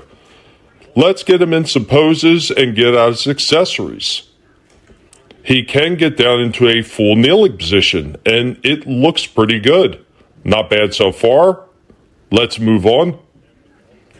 And with the help of a flight stand, we can go ahead and get our Raph Rodan flying through the air with his wings stretched out. So if you turn the arms a little bit, you can almost get him to stretch out, but it still wants to push him forward. But this one looks pretty good for what is here. The only thing I'm seeing wrong so far is those wings. Pretty decent movement in this guy. A lot of good movement. And of course, it wouldn't be a Raph without having his 2 sides. And these ones are flaming sides that are semi-translucent. Let's go ahead and show off the translucent aspect to the weapons by turning off the lights. As you can see, they glow a little bit. Final pose and our rundown on our Raph Rodan. You can see all the points of articulation that this one has. Plenty. The balls at the top of the shoulder. The balls in the lower legs. The knees and the elbows both move 90 degrees, but they also have turns in there as well. He also has movement in the hands, and you have a decent ball joint up in the head. Unfortunately, I think this ball joint is a little bit too low, and it does limit how far that you can move his head around. If they had made that ball joint just a little bit higher, you could have got a lot more range of movement out of that head. It was pretty close. The only big takeaway in this one is the wings. The wings is the only thing that kind of takes away from the movement of the arms. If only that rubber that they used for those wings was a little bit thinner, not quite as thick as these ones are, I think you would have got a lot better range of movement out of those arms, because every single time you put them in a pose, the wings push his arms forward. But overall, a very decent looking figure, and I think that we can give this one an 8.5 out of 10. The wings are really the biggest drawback to this one. If they corrected the wings, and if they gave them a little bit higher of a ball joint on top of that head, this thing could easily score a 9.5, maybe even a 10. Nice. Yeah, those are fucking cool. Yeah, he's neat looking. At the same time, I got a big chuckle out of him. First time I saw him there, he's a little bit goofy looking. Well, those things are crazy. I've never seen them. Yeah. God, these franchises are such fucking bores, man. Here comes Mr. Happy. Am I wrong? You're not wrong. No, you're not No, wrong. you're not wrong. You're not wrong. But this is one of the few Turtles crossover. I'm calling it.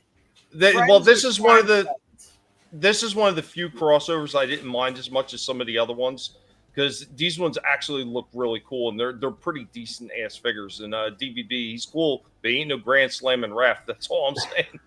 Very nice. Okay. But what are your other thoughts on that, Slasher? I mean, as far as the toy itself, I mean, I know you're sick of the crossover things and yeah, it looks cool and all, but yeah, it is getting tiresome, man. It's getting tiresome. It's like what they did to like zombies in like the 2000s, what they did to vampires in the late 2000s. It's just, I don't know. Yeah, I hear you. Well, what were you saying? You said you were calling it Ninja Turtles crossover with what? Friends. Oh shit. Oh. Friends are Seinfeld. Oh, what about Golden Girls? Yeah, Golden Girls. Yeah, we're just giving them more ideas. No, Golden Girls Facts was of Life that. Turtles. I would buy the Golden Girls turtles. Well, yeah, because you could have Splinter is Sophia. Like, that's an easy. It's Facts of Life Turtles. We'll get Tootie Nardo. Tootie Nardo. Oh shit! If I could turn How about different back strokes? time. Raphael Arnold. Well, what about the What you Love talking Boat? about, I mean, Will? there's a lot of untapped franchises. What you talking about, Splinter? But you know what? For what was there though, I really did like this one, and that's 2 out of 3. And like I said, I thought there was 4 because of the way the packaging done, but there's only 3 in this first wave that it put out. But real quick before we move on, I'm gonna pop in another commercial break for an older toy line, since we are still in the Pigween time of year What's for that Halloween called? and everything. Sorry, I was saying I told that. Yeah, no problem. That's why I paused. Since we're Chaos. still in the Halloween Pigween time of year, I got another creepy toy line. I know I've shown this off a while ago, but it absolutely does belong in this time of year.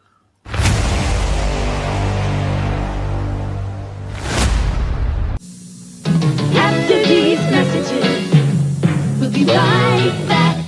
Supernatural! Now you can join the battle between brave Lionheart and the evil Skull and their eerie ghostlings. Lion, you're dying. Now, Master. They change to fight with ghostly might. Turn them into the light and they change into even more powerful creatures. Now, the lion in me is free. Take this. Supernaturals. Lionheart, Skull, and Ghostling sold separately. New from Tonka. Now, back to our program. Yeah, man. Supernaturals. And everybody always kept forgetting. I got mine. Hold on, I got the Cobra guy. All right. Hell With yeah. his shield on. I don't have. He came with a shield, a chest plate, and the staff. I don't have the chest plate or the staff, but. Oh. Well, hey, the stickers are still working. You're supposed to grab yourself and say, "I got the staff right here." Right here. Yeah, there he is. Yeah, Nice. I remember that guy. He's still cool. Yeah, he's cool looking.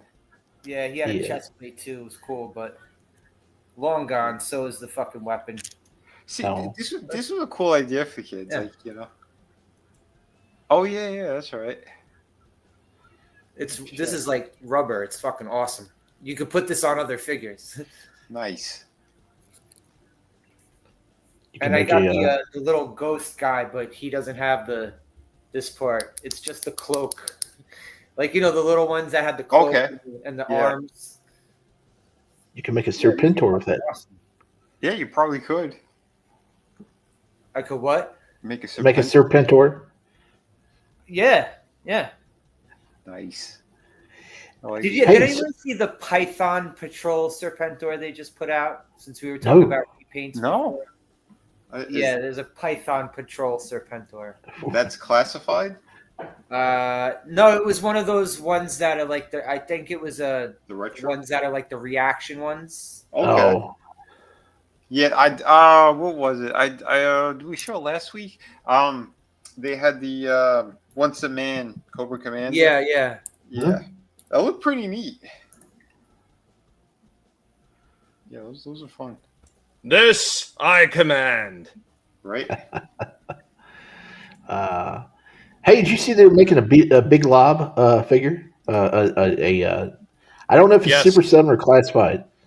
No, it's I don't know classified. which I think one. that was classified. I think I seen that one and I shared Yeah. it around. I remember I sent it to Slasher. Yeah, I got the. Thank you, T. Hillam. I got Thank the you. picture up of that serpent. Thanks, man. Yeah, it's one of these ones. No, I haven't seen these. It's crazy because when I do see these things, it's only like one figure, one I random didn't really figure. see a Python Patrol paint job on him. Did they ever do that? No. But I don't really see it. Like I see on the art that he has the Python Patrol panel on his leg, but he's not painted like the colors. Well, it's because he has that soft good that it curled over, so you can't see it fully. Yeah. It's not bad. No, that's pretty neat looking. A lot of people hate Serpentor. I don't hate Serpentor. Nah, he was cool. Cobra Commander hates him. Didn't Cobra Commander turn him into an iguana? Well, I know in the comic book Zartan kills him. Yeah, but I think in the Deke cartoon, when Cobra Commander returns to his human form, he turns Serpentor into a iguana. I think because the figure that they just put out of iguana, yeah. Nice. Well, once again, TL29, thanks for stopping in, man. And then once again, appreciate that. Well, Ancient One, we know the deity of guinea pigs is something that's been kept under wraps. It's a lot more important than some of the other religions out there. So I'm just joking. Have to appease the God. Hey, Tommy. Speaking of commercial breaks, it's unfortunate that you didn't get the Gaylord commercial in the our last year of Collectible Past here, but you weren't around. It was one of the streams we did where you dropped out early, and we were up to like 1 or 2 in the morning talking. And I found a Gaylord. Yeah, there's one on eBay, but he doesn't work. But yeah, we finally found one. Well, you know what? Since you mentioned that, it wouldn't be right if we denied Slasher his proper video. Before you play it, it's funny too because I mentioned that to my mom. She says she believes that they had one when they were kids. Yeah. Oh wow. Nice. Yeah, I think they got it from my uncle when he was a little kid. Chris said that he had one too. Oh yeah. Oh, yeah, that's right. He did say that. We couldn't even find pictures of it. We were all looking at that one stream. We couldn't even fucking find anything. I know. It's one of toy company's greatest hidden gems. Yeah, I think it's still on eBay. It's like $80 and it's like $30 to ship it, but it doesn't work. But it looks pretty cool. Yeah. You can't. That means you can't walk Gaylord. No, you can't walk Gaylord. And he doesn't come with a bone of his own. But speaking of a bone of his own, Slasher, buddy, this is for you. Gaylord! Gaylord, you look kinda crazy, you move kinda lazy. See what he'll do. Gaylord! Gaylord! Gaylord! Here we go. Kinda crazy. Kinda lazy. The bullshit Vinnie walks with you. Gaylord! Gaylord! Slasher wants him!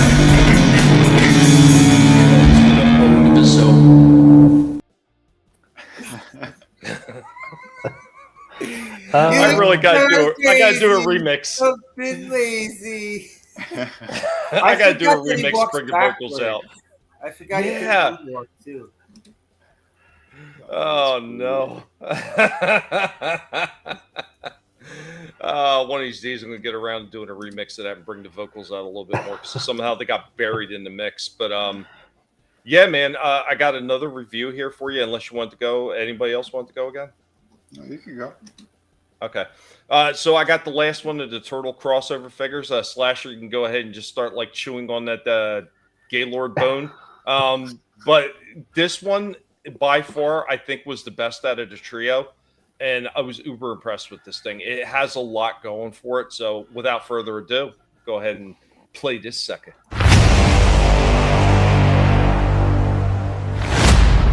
Here we go with Indy.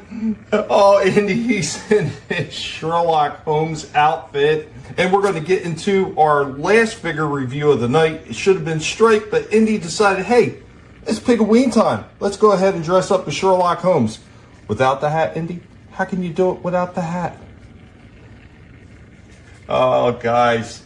Here we go. Oh, with Indy leading us in, what do we got? We got one more right here. And I'm going to take over the duties on this one since Indy popped in for the beginning with his Pigaween costume. But we got Nickelodeon, and we got Playmates, and we got a crossover. We've got the last one. There are only 3 in this wave. Teenage Mutant Ninja Turtles, X-Godzilla, and we got Mikey as King Ghidorah. And right out of the packaging, here we go with our Michelangelo as King Ghidorah. And there we go with our Michelangelo King Ghidorah with his big giant wings on there. And of course, his double tail. It actually looks pretty damn cool. A bit of posability, however, he can't perfectly get down into a kneeling position.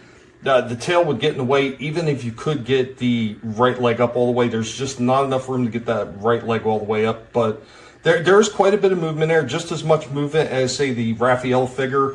Bends at the knees, bends at the arms, both of which go 90 degrees, and then there's a twist in both the knee joint and the elbow joint, so you can kind of twist the arms around. There's movement in the hands, a decent ball at the head, but the little dragons that are on his shoulders, they do kind of get in the way a little bit, but they're a softer rubber, so you could actually bend them right out of the way and move them.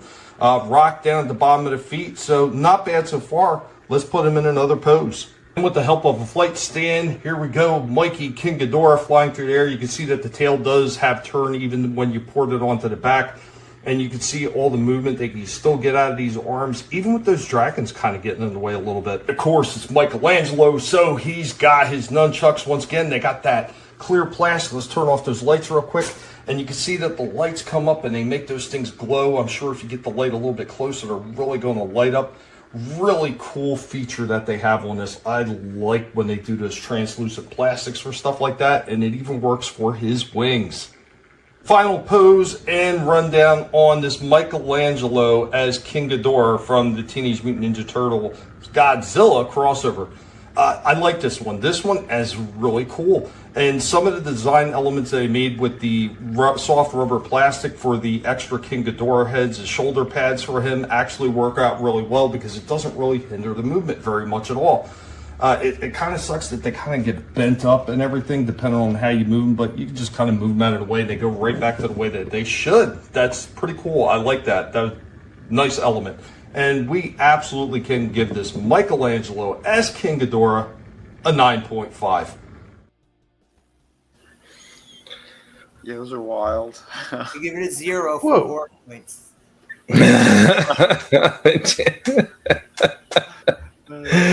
Tollbat, I found these in Target, so these are out there right now, $16.99. And if you catch, it's good until November 1st. There, you get like 20 or 25% off a single toy purchase. So if you just do a bunch of single purchases, you can get them knocked down to $12.99. That's what I got them for. So I'm not gonna say it looks good. It looks cool and all. I'm just like it's getting old. It's like turtle everything. You don't have to make everything a fucking turtle. No, if it isn't Turtle, it's He-Man. Those two, they or a Playmates wrestler. Yeah, or a wrestler, or a street fighter. Or... Well, I mean, hey, look, at least the He-Man Thundercats crossover figures look cool. So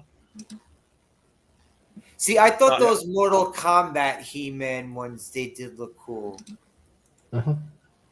Target's like 2 miles. Oh, okay. Yeah, we got 3 of them in less than 40 minutes from us. 2 of them are like 20 minutes or less, and we got one that's almost 40 minutes out. But we got 4 different targets around us where I can go to find these things. And I was lucky enough within 2 days to find the entire wave of them. So, wow. Damn. That's good. Awesome. 16 likes so far, man. I hope that everybody that's watching is having fun. Please remember to go ahead and subscribe to everybody's channel. It's not going to cost you a thing, but it's going to tremendously help us out, especially with the algorithm that YouTube likes to use against all of us. So we can't seem to have as much fun as we should be having because they like to suppress shit. But yeah, it's all about bringing the fun on Collectible Past. And when we're able to show new things like these, so like I see a lot of these guys talking about they didn't even know these things existed. And I knew they were coming, and I wasn't too keen on them at first. But like I said, once I seen them in store, once I got them in hand, I was totally impressed with these things. Do not regret these things at all. And I wouldn't have regretted it at full price of $16.99 because it's a lot cheaper than what a lot of the other toys that are out there on the shelves right now. And you're getting some pretty decent quality. Like I said, those dragons that he's got up on his pauldrons, where it's got the little head pieces and everything, they bend and move right out of the way, and you just put them back to where they should be. That was an incredibly smart addition that they put to this damn toy, so it doesn't really hinder the movement whatsoever. As far as like what they could have did differently, it's the same thing the other ones. If they would have put a little bit higher of a dumbbell for the neck peg, he could have got a lot more range of movement out of that head. And maybe if they would have had something on the tail so you could move the tail upwards a little bit. But I think those are minor gripes for everything that was included. And those wings, they're a soft plastic, but they're not rubbery, if you know what I mean.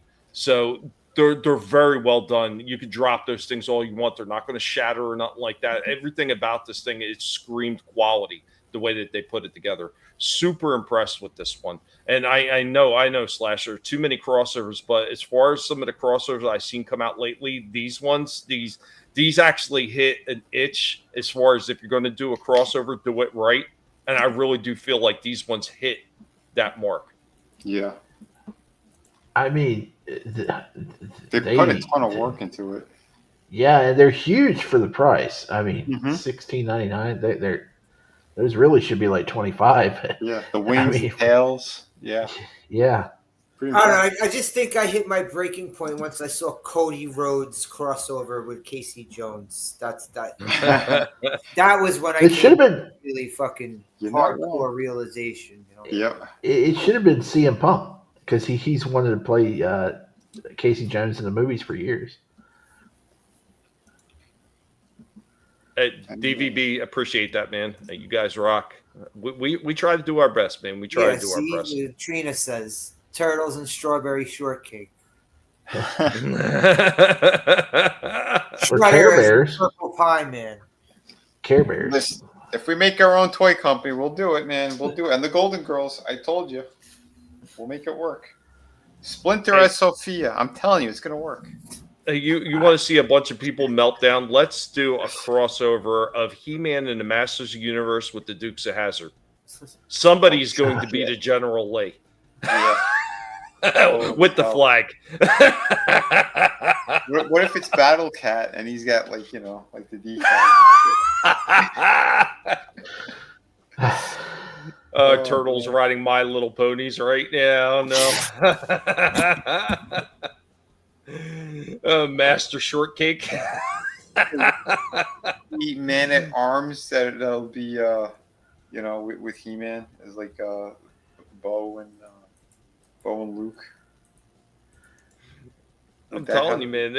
Or would it be Adam? Like you'll have the Adam figure as one, and then the He-Man is the other. I'm telling you, it could be hilarious. He-Man X Dukes of Hazzard. We're already brainstorming it. Oh man, I got another one here for you guys, and if anybody else has anything, by all means. So I got a character breakdown, and since I leaned heavy into turtles, this character breakdown is going to be a turtle breakdown. So here we go with Indy taking over full duties on this character breakdown.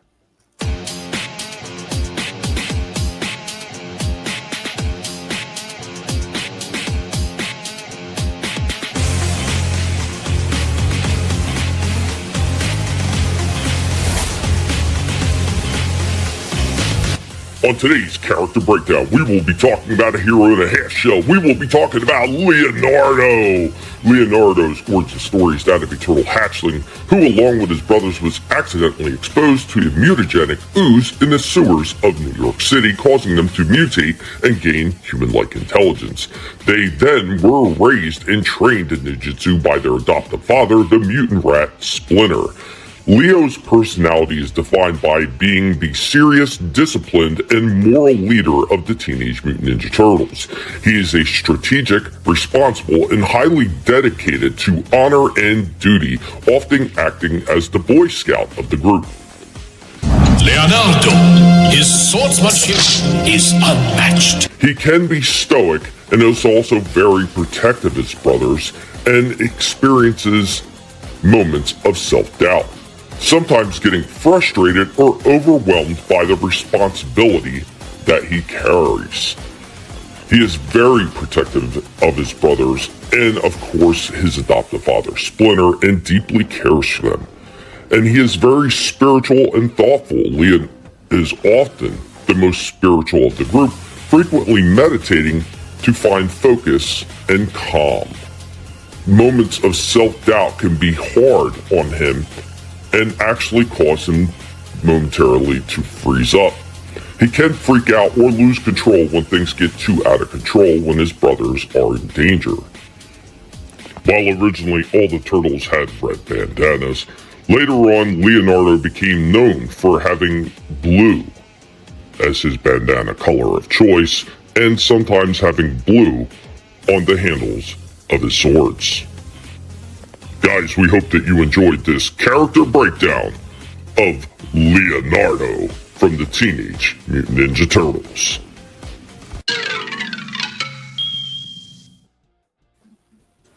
That was cool. Another character breakdown in the book. And what's going on, Curtis YZ in the house? What's going on, Curtis? And you know what? I like that one, Dukes of Eternia. I like that one. That just rings. My little brownies. What's going on, Pacific 414? What's going on, Mike? Man, good to see you. Congrats on over 4 years of the show. Thank you, sir. Having fun and doing the best that we can, man. Gap, you have a good night, man. Thank you for hanging out for as long as you did, man. I hope that you had a good time, man. Excellent breakdown. Thank you, man. Thank you. Leo is absolutely, man. You can't talk about Teenage Mutant Ninja Turtles. Trina agrees. Leonardo is the best. He was always my favorite. I know most people will either say Mikey or Raph, but I always like Leo the best. So whenever there's a toy out, I get him first. Yeah, for me, it was a tie between Leo and Raph. But so we got a few more things here. I got another Pygmation. This is another one that I've been waiting to show you guys, man. And I hope you guys enjoy this one. I spent a lot of time on this one. This custom actually took me a few weeks to get through because there was a lot of different layers and levels of paint that I had to put on this one. But we're going to start off with the Pygmation stop motion before we get into the actual toy show off. Hope you enjoy it. We are the Guinea Pig Collective. All will be assimilated. Resistance is futile. When something unexplained happens, they call on Mysterion to solve that mystery. You know, I feel bad because I had the banner in the way when I played that, so I'm gonna replay that. That is my fault. We are the Guinea Pig Collective. All will be assimilated. Resistance is futile. When something unexplained happens, they call on Mysterion to solve that mystery.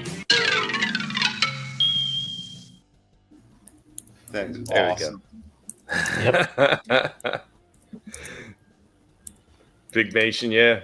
The Mystery Machine, that is right. That is right. And now we're going to show it off a little bit better with the toy show off. I got a couple segments. I'm actually kind of surprised that we made it this far into the show, but we're actually nearing the end of the show. I had a lot of doubts that we would get through the show this early, and Shifty says, hey, you know, we might get through this a little bit faster than you think. But here we go with the full show off for that figure. Like I said, this one took me a while. There was a lot of different levels of playing, and I know a lot of people will do these paint jobs where they just use paint markers or they just use brushes. I actually do it in layers of paint that are going to be nice and smooth and clear, so I actually spray these things. So I had to do a couple different layers of paint, first to green, and then I had to tape everything off and then do all the blues, and then I had to tape it off again and do touch-ups. And then after that was all done, then I came back in and I started doing some of the finer detail paint onto the mystery machine.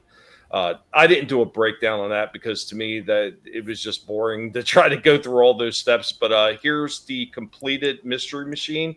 And of course I popped in one of the other customs in there so you can kind of see the differences on how much work that I had to put in on this guy.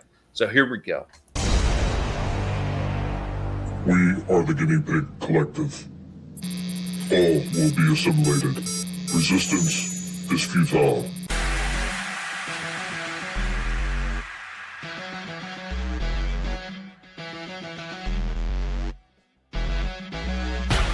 So much like we did the A-Team custom of the Studio Series 86 Ironhide, which we're calling A-Tronic now for the A-Team.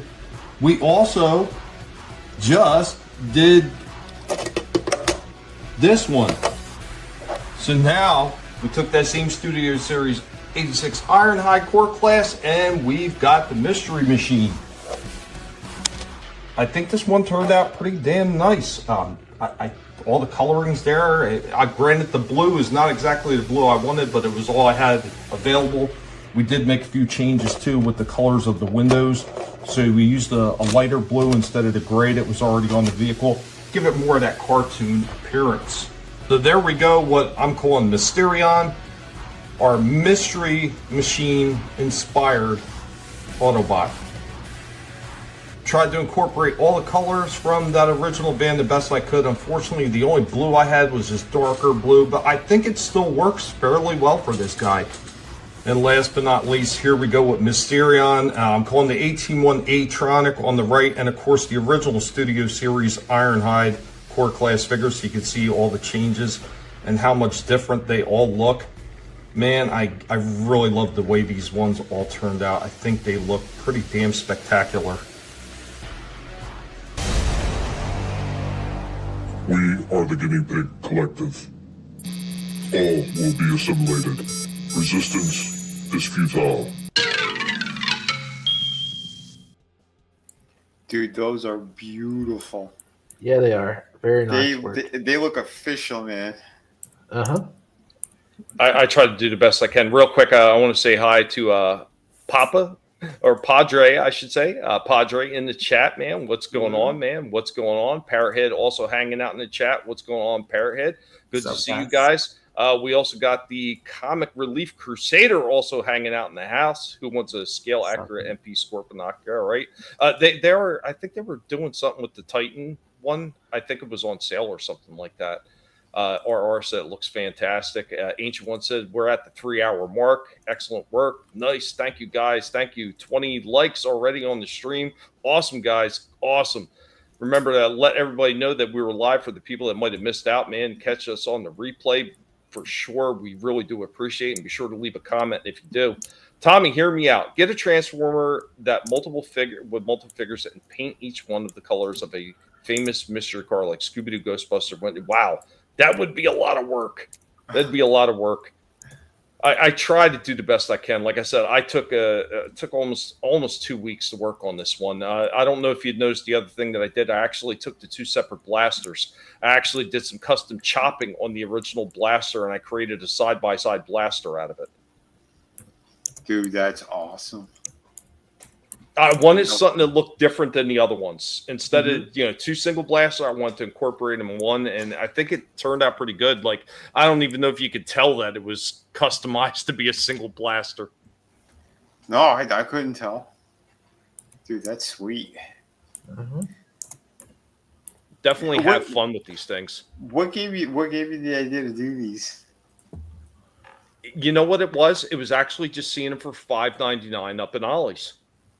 Nice. That gave me the idea. I was like, damn, these things are so dirt cheap. And I'm looking, I'm like, I could make an 18 van out of it. And since I'm doing 18, I could make a mystery machine out of this damn thing too. Like, it's not exactly the same van, but it's close enough. And I said, I'm pretty sure I can get the overall gist of what the vehicles are supposed to look like out of that core class Ironhide. So I just ran with it and had fun with it. And I don't know. I'm pretty happy with the results. Yeah, man. Me too. Killer. Yeah, I definitely want an 18 one. Make one for me now. Now, God damn it, man! Now, placing orders with the Guinea Pig Collective. This is going to cost a few toes, maybe a couple fingers. Dude, yeah, I love them, man. Killer job. Yeah, man. Next time I'm back out that way and I can pick them up, since I already know what to do with the 18 van. That one actually now for me, since I know what to do, making mistakes on the first one I did. Mm-hmm. It's going to be 10 times easier for me to do. I know exactly where to paint it, what to take apart, what not to take apart. Aren't they? Isn't it just fun to do? Like when you just that little bit of extra. Like, I had a ball with that Captain America piece, repainting him. It's it clears your mind a little bit too. Yeah, you know what, and it's time spent on it, and especially if you get it even remotely close to where you want to get it at the end. It's a very fulfilling moment. This. Why it didn't hit exactly all the marks I wanted to hit. This looks really freaking cool, and I was happy. Yeah, labors of love. Absolutely. Sure. And I mean, if you love these things, that's what you're going to do. You're going to try to figure out ways to incorporate other characters that you never, more than likely, never going to see.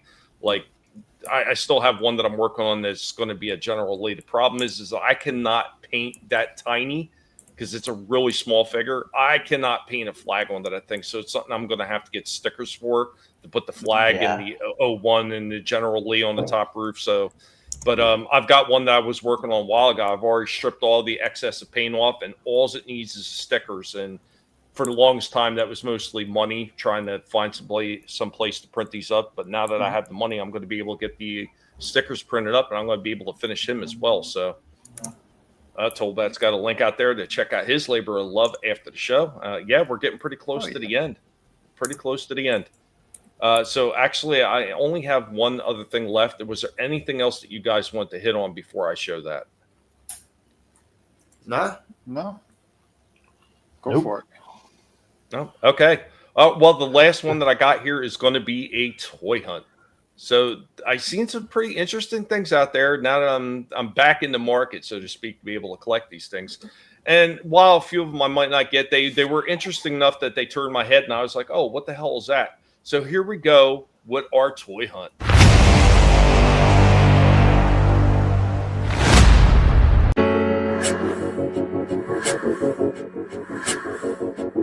And out in Target, and they got a whole bunch of whatever up in here. They got some Galactus, whatever. Power Rangers mission. But check that out. They got Weapon X. That looks pretty nifty. I gotta say, that one's pretty sharp. They got a big stack of them here. It's pretty cool. They also have Swarm in black. They got Skeletor Megatron. They got quite a few of those. Iron Grenadiers, Dark One. But that's about it for Joe's. Got a DC crossover with Sonic and the Flash. Got a few more of these crossover pieces right here. We got Silver has Green Lantern. And then look at this big set right here. Sonic the Hedgehog Power versus Speed Pack. That is actually kind of interesting. I'm not really big into the Sonic stuff, but that's pretty cool. Over here, they got a few more of the crossovers. Cyborg and Tails. Superman and Knuckles. And they got Batman and Shadow. And then Transformers. Not a whole lot of anything to write home about. It's pretty bare bones over here still. Just really disappointing.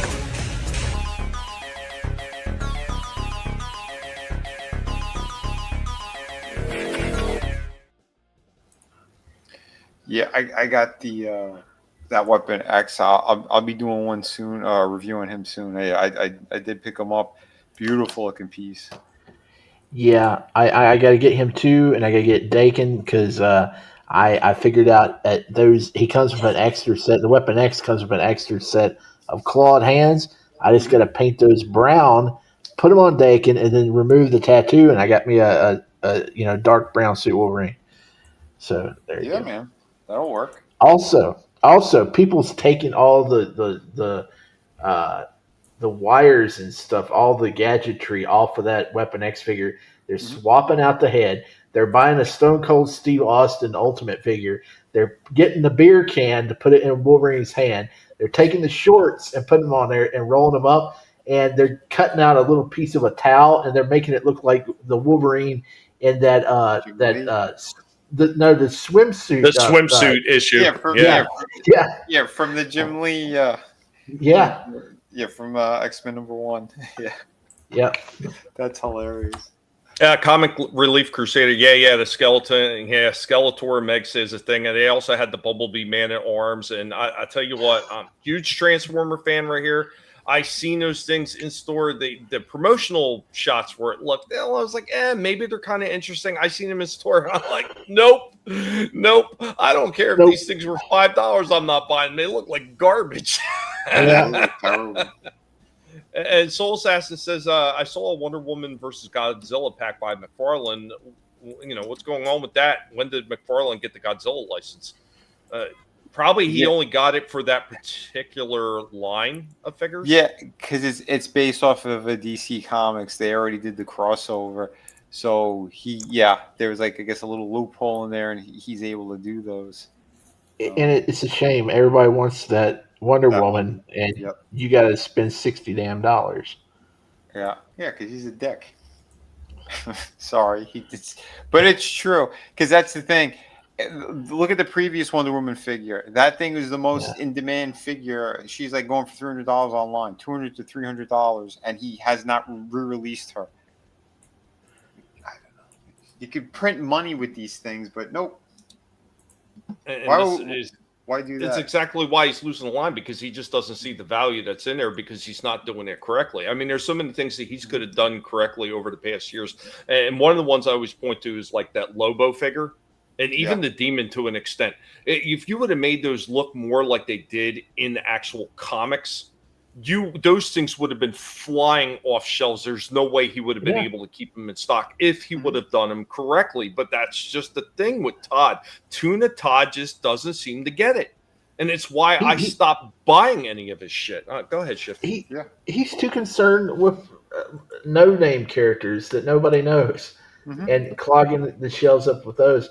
I mean, where the frick are the Robins? I know that he's made quite a few Robins, but that classic Silver Age Robin that's going for over $100, he needs to re-release that or do something, because he's putting out all these classic Silver Age looking Batmans, and you ain't got no Robins to go with them. What the hell, man?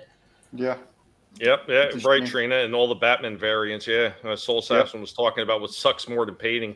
It finishes custom Star Killer and Darth Nihilus figures. There's so much stuff that goes into some of that stuff, and especially when you're getting into finer details that make the figures better too. It's just an awful lot. Like, especially if you got to sew things together and create like capes and everything else. Like, wow, it's a lot of work that could be put into that shit. But once again, like RR said, it's a labor of love, because if you really want to see these things, you're going to be able to create them. And there's plenty of stores out there, whether it's Ross, whether it's Burlington Coat Factory, whether it's what's the other one? Ollie's.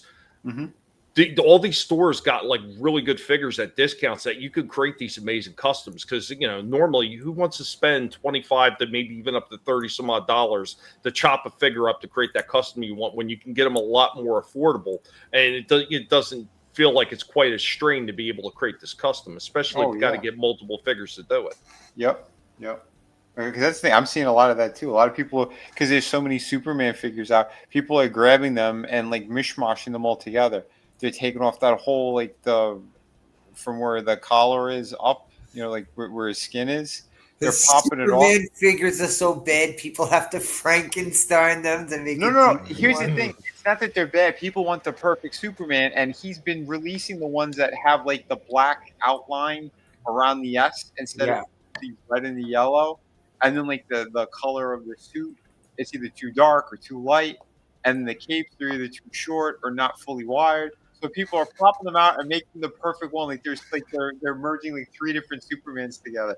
But yet you'll have all that. You'll have all these Batman figures, but the Wonder Womans that they have out are like there's barely any, and the 2 that you always see as peg warmers are the ones like that he designed, and it looks like she's a treat, you know, all the different straps and weird things on her. What the?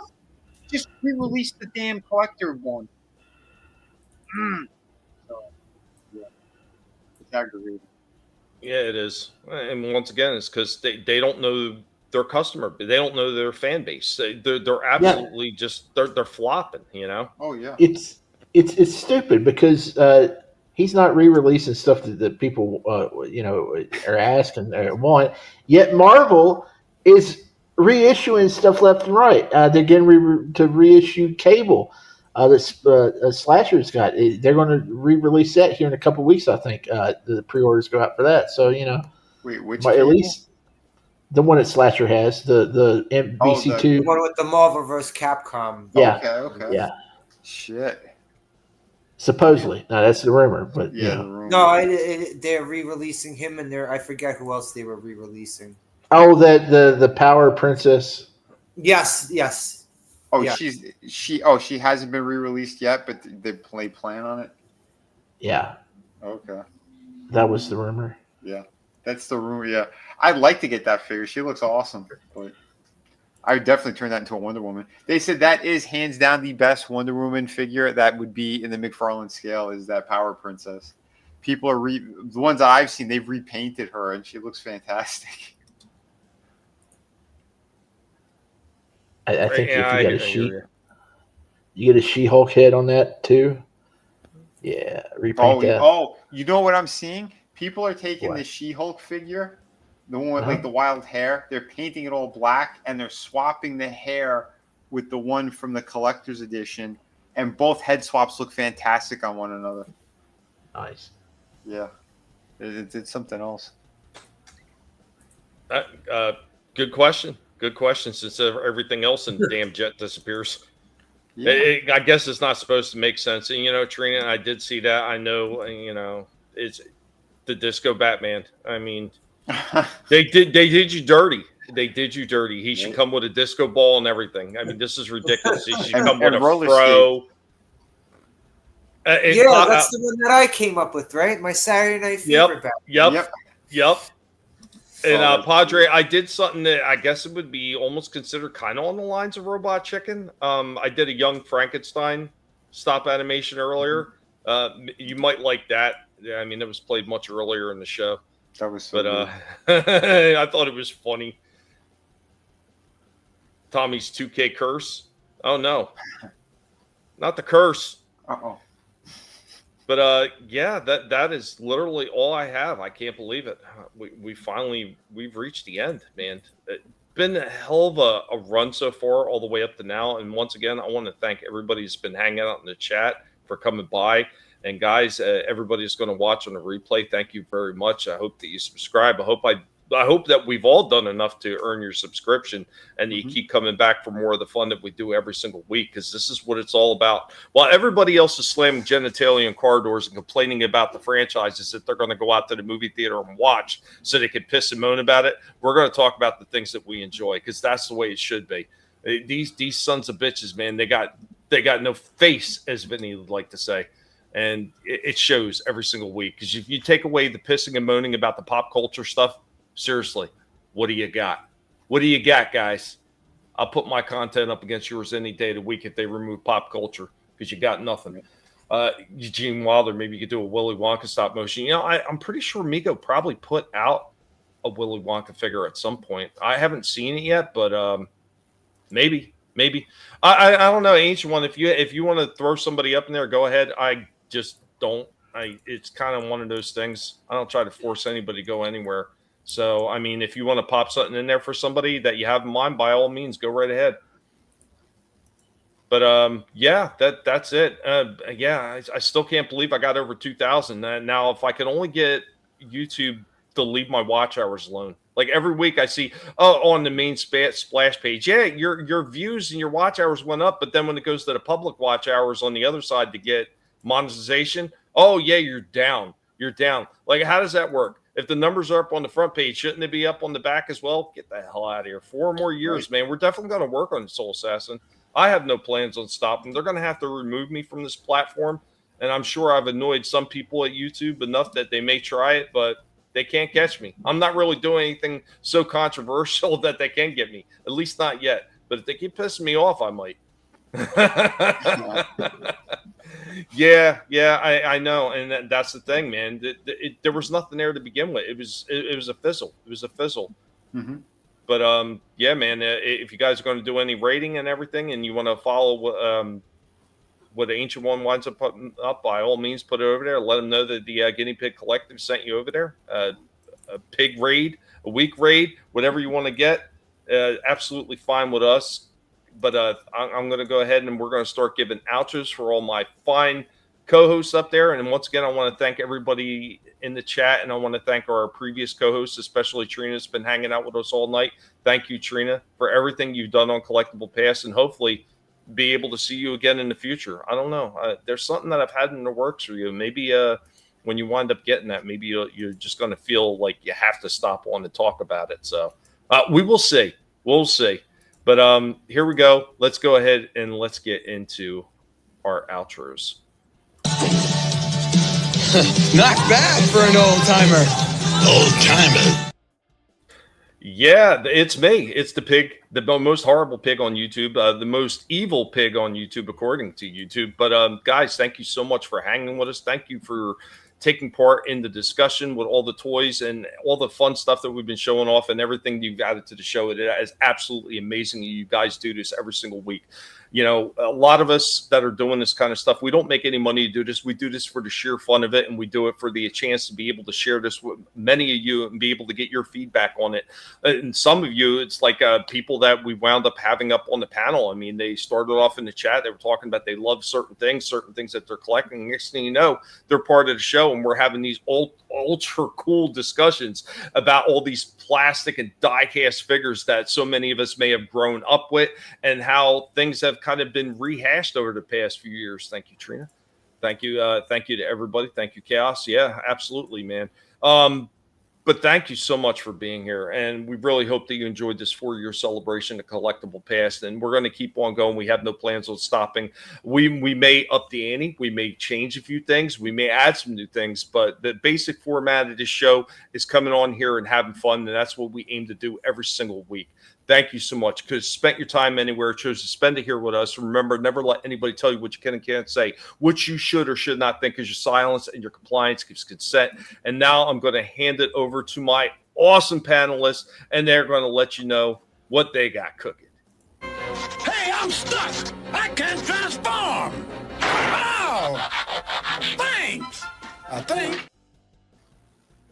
I was going to do more games this week, but like I was saying in the beginning of the show, I had a laptop problem, and my game situation, I gotta sort that out before I start streaming games again. But Saturday, we're gonna be watching Dog Soldiers, and I hope it's good. But yeah, happy Halloween. Awesome. Everybody on panel, happy Halloween, everyone in chat. And yeah, it's awesome doing this show every week. Happy 4 years. Yeah, man. Thank you, Thank brother. you, Splasher. And again, thank you for being part of it, and thank you for putting up with me for all this time. I can be a bit much to deal with. But we're going to throw it on over. Listen to me! Get me out of here, you fool! Too late, fools! Say nothing, Baroness. I saw the entire catastrophe. Hey, again, happy 4 years. It was a great show. It's been a great ride so far. And hey, thanks for allowing me to take part in this great stream every week. I really enjoy it. I don't have too much to say here because y'all are covering all the bases for the next 2 nights. So we got movies. Vinny's doing a movie tomorrow night, and Slasher's got Dog Soldiers on Saturday. But hey, Sunday night over on Honstar YT, Chaos Central, and the Real Review 3000. All those channels are on YouTube, and we're doing the weekly wrap up Jackbox Fun Night. It's all wrapped up into one. We play Jackbox and What the Dub. Get in the chat, and we'll get you in the game and have some fun. Thanks. Thank you, Shifty. Again, thanks for coming in and being part of this awesome panel of people, man. Once again, I always talk about it, surround myself with the best people, man. And thank you so much for being awesome and being genuine, because that's all I could ever hope that people that jump up here can be, is just be genuine. Well, thank you. I appreciate it. And now we're going to hand it over to our last guy, my original co-host. Pathetic fools! There's no escape! Yeah, man. It's been an absolute blast as always. And yeah, man. Happy 4th anniversary. This is it has been incredible. Thank you all you guys and girls out there. You all rock, and I'm happy you guys have been having fun with this too. We had a good number of people watching tonight as well. So many thanks across the board. Yeah, we'll do more fun stuff for sure. Yeah, there was one more thing I was going to show. I'm like, yeah, we'll save it for next week. Yeah, there's a couple of cool things that'll be coming up. But yeah, tomorrow we are going to be watching a movie, as Shifty was saying, around 9 p.m. Since it is Halloween. I figured let's do a fun movie. And yeah, we're going to watch Ready or Not tomorrow night around 9 p.m. So for those who want to tune in, it's like we do our Dexter watch parties, same style. So yeah, come hang out. Yeah, so I'm going to skip over the regular Friday Underground at 5. Like, we're not doing that one tomorrow. We're just going to do the 9 p.m. one. It'll be a movie time, fun time. Because yeah, we know there's enough craziness in the world. I don't want to talk about shit tomorrow. We'll just have fun. But yeah, remember, sign up for my my comic book, City of Venus, Dead City 2. I'm in the single digits with the amount of pages I need to finish painting. So we're there. We're staring at the finish line, folks. So yeah, tune in to all this great stuff. Sunday, we're going to be back on my channel watching Dexter. Yeah, season 6. We're almost through with season 6, and it's been a great time. But yeah, Saturday we will be hanging out with Slasher, and yeah, Dog Soldiers is a great movie, and I think you guys are gonna have fun with that. Looking forward to watching that one again. It's been a couple of years, so hell yeah. Thank you, everyone. Thank you, Adam, as well. I know he cut out. He had some internet problems earlier and all that. So yeah, much love to everyone. You guys and girls are the best. Awesome. Thank you all again, and we will see you next time. Take care, everyone. Peace.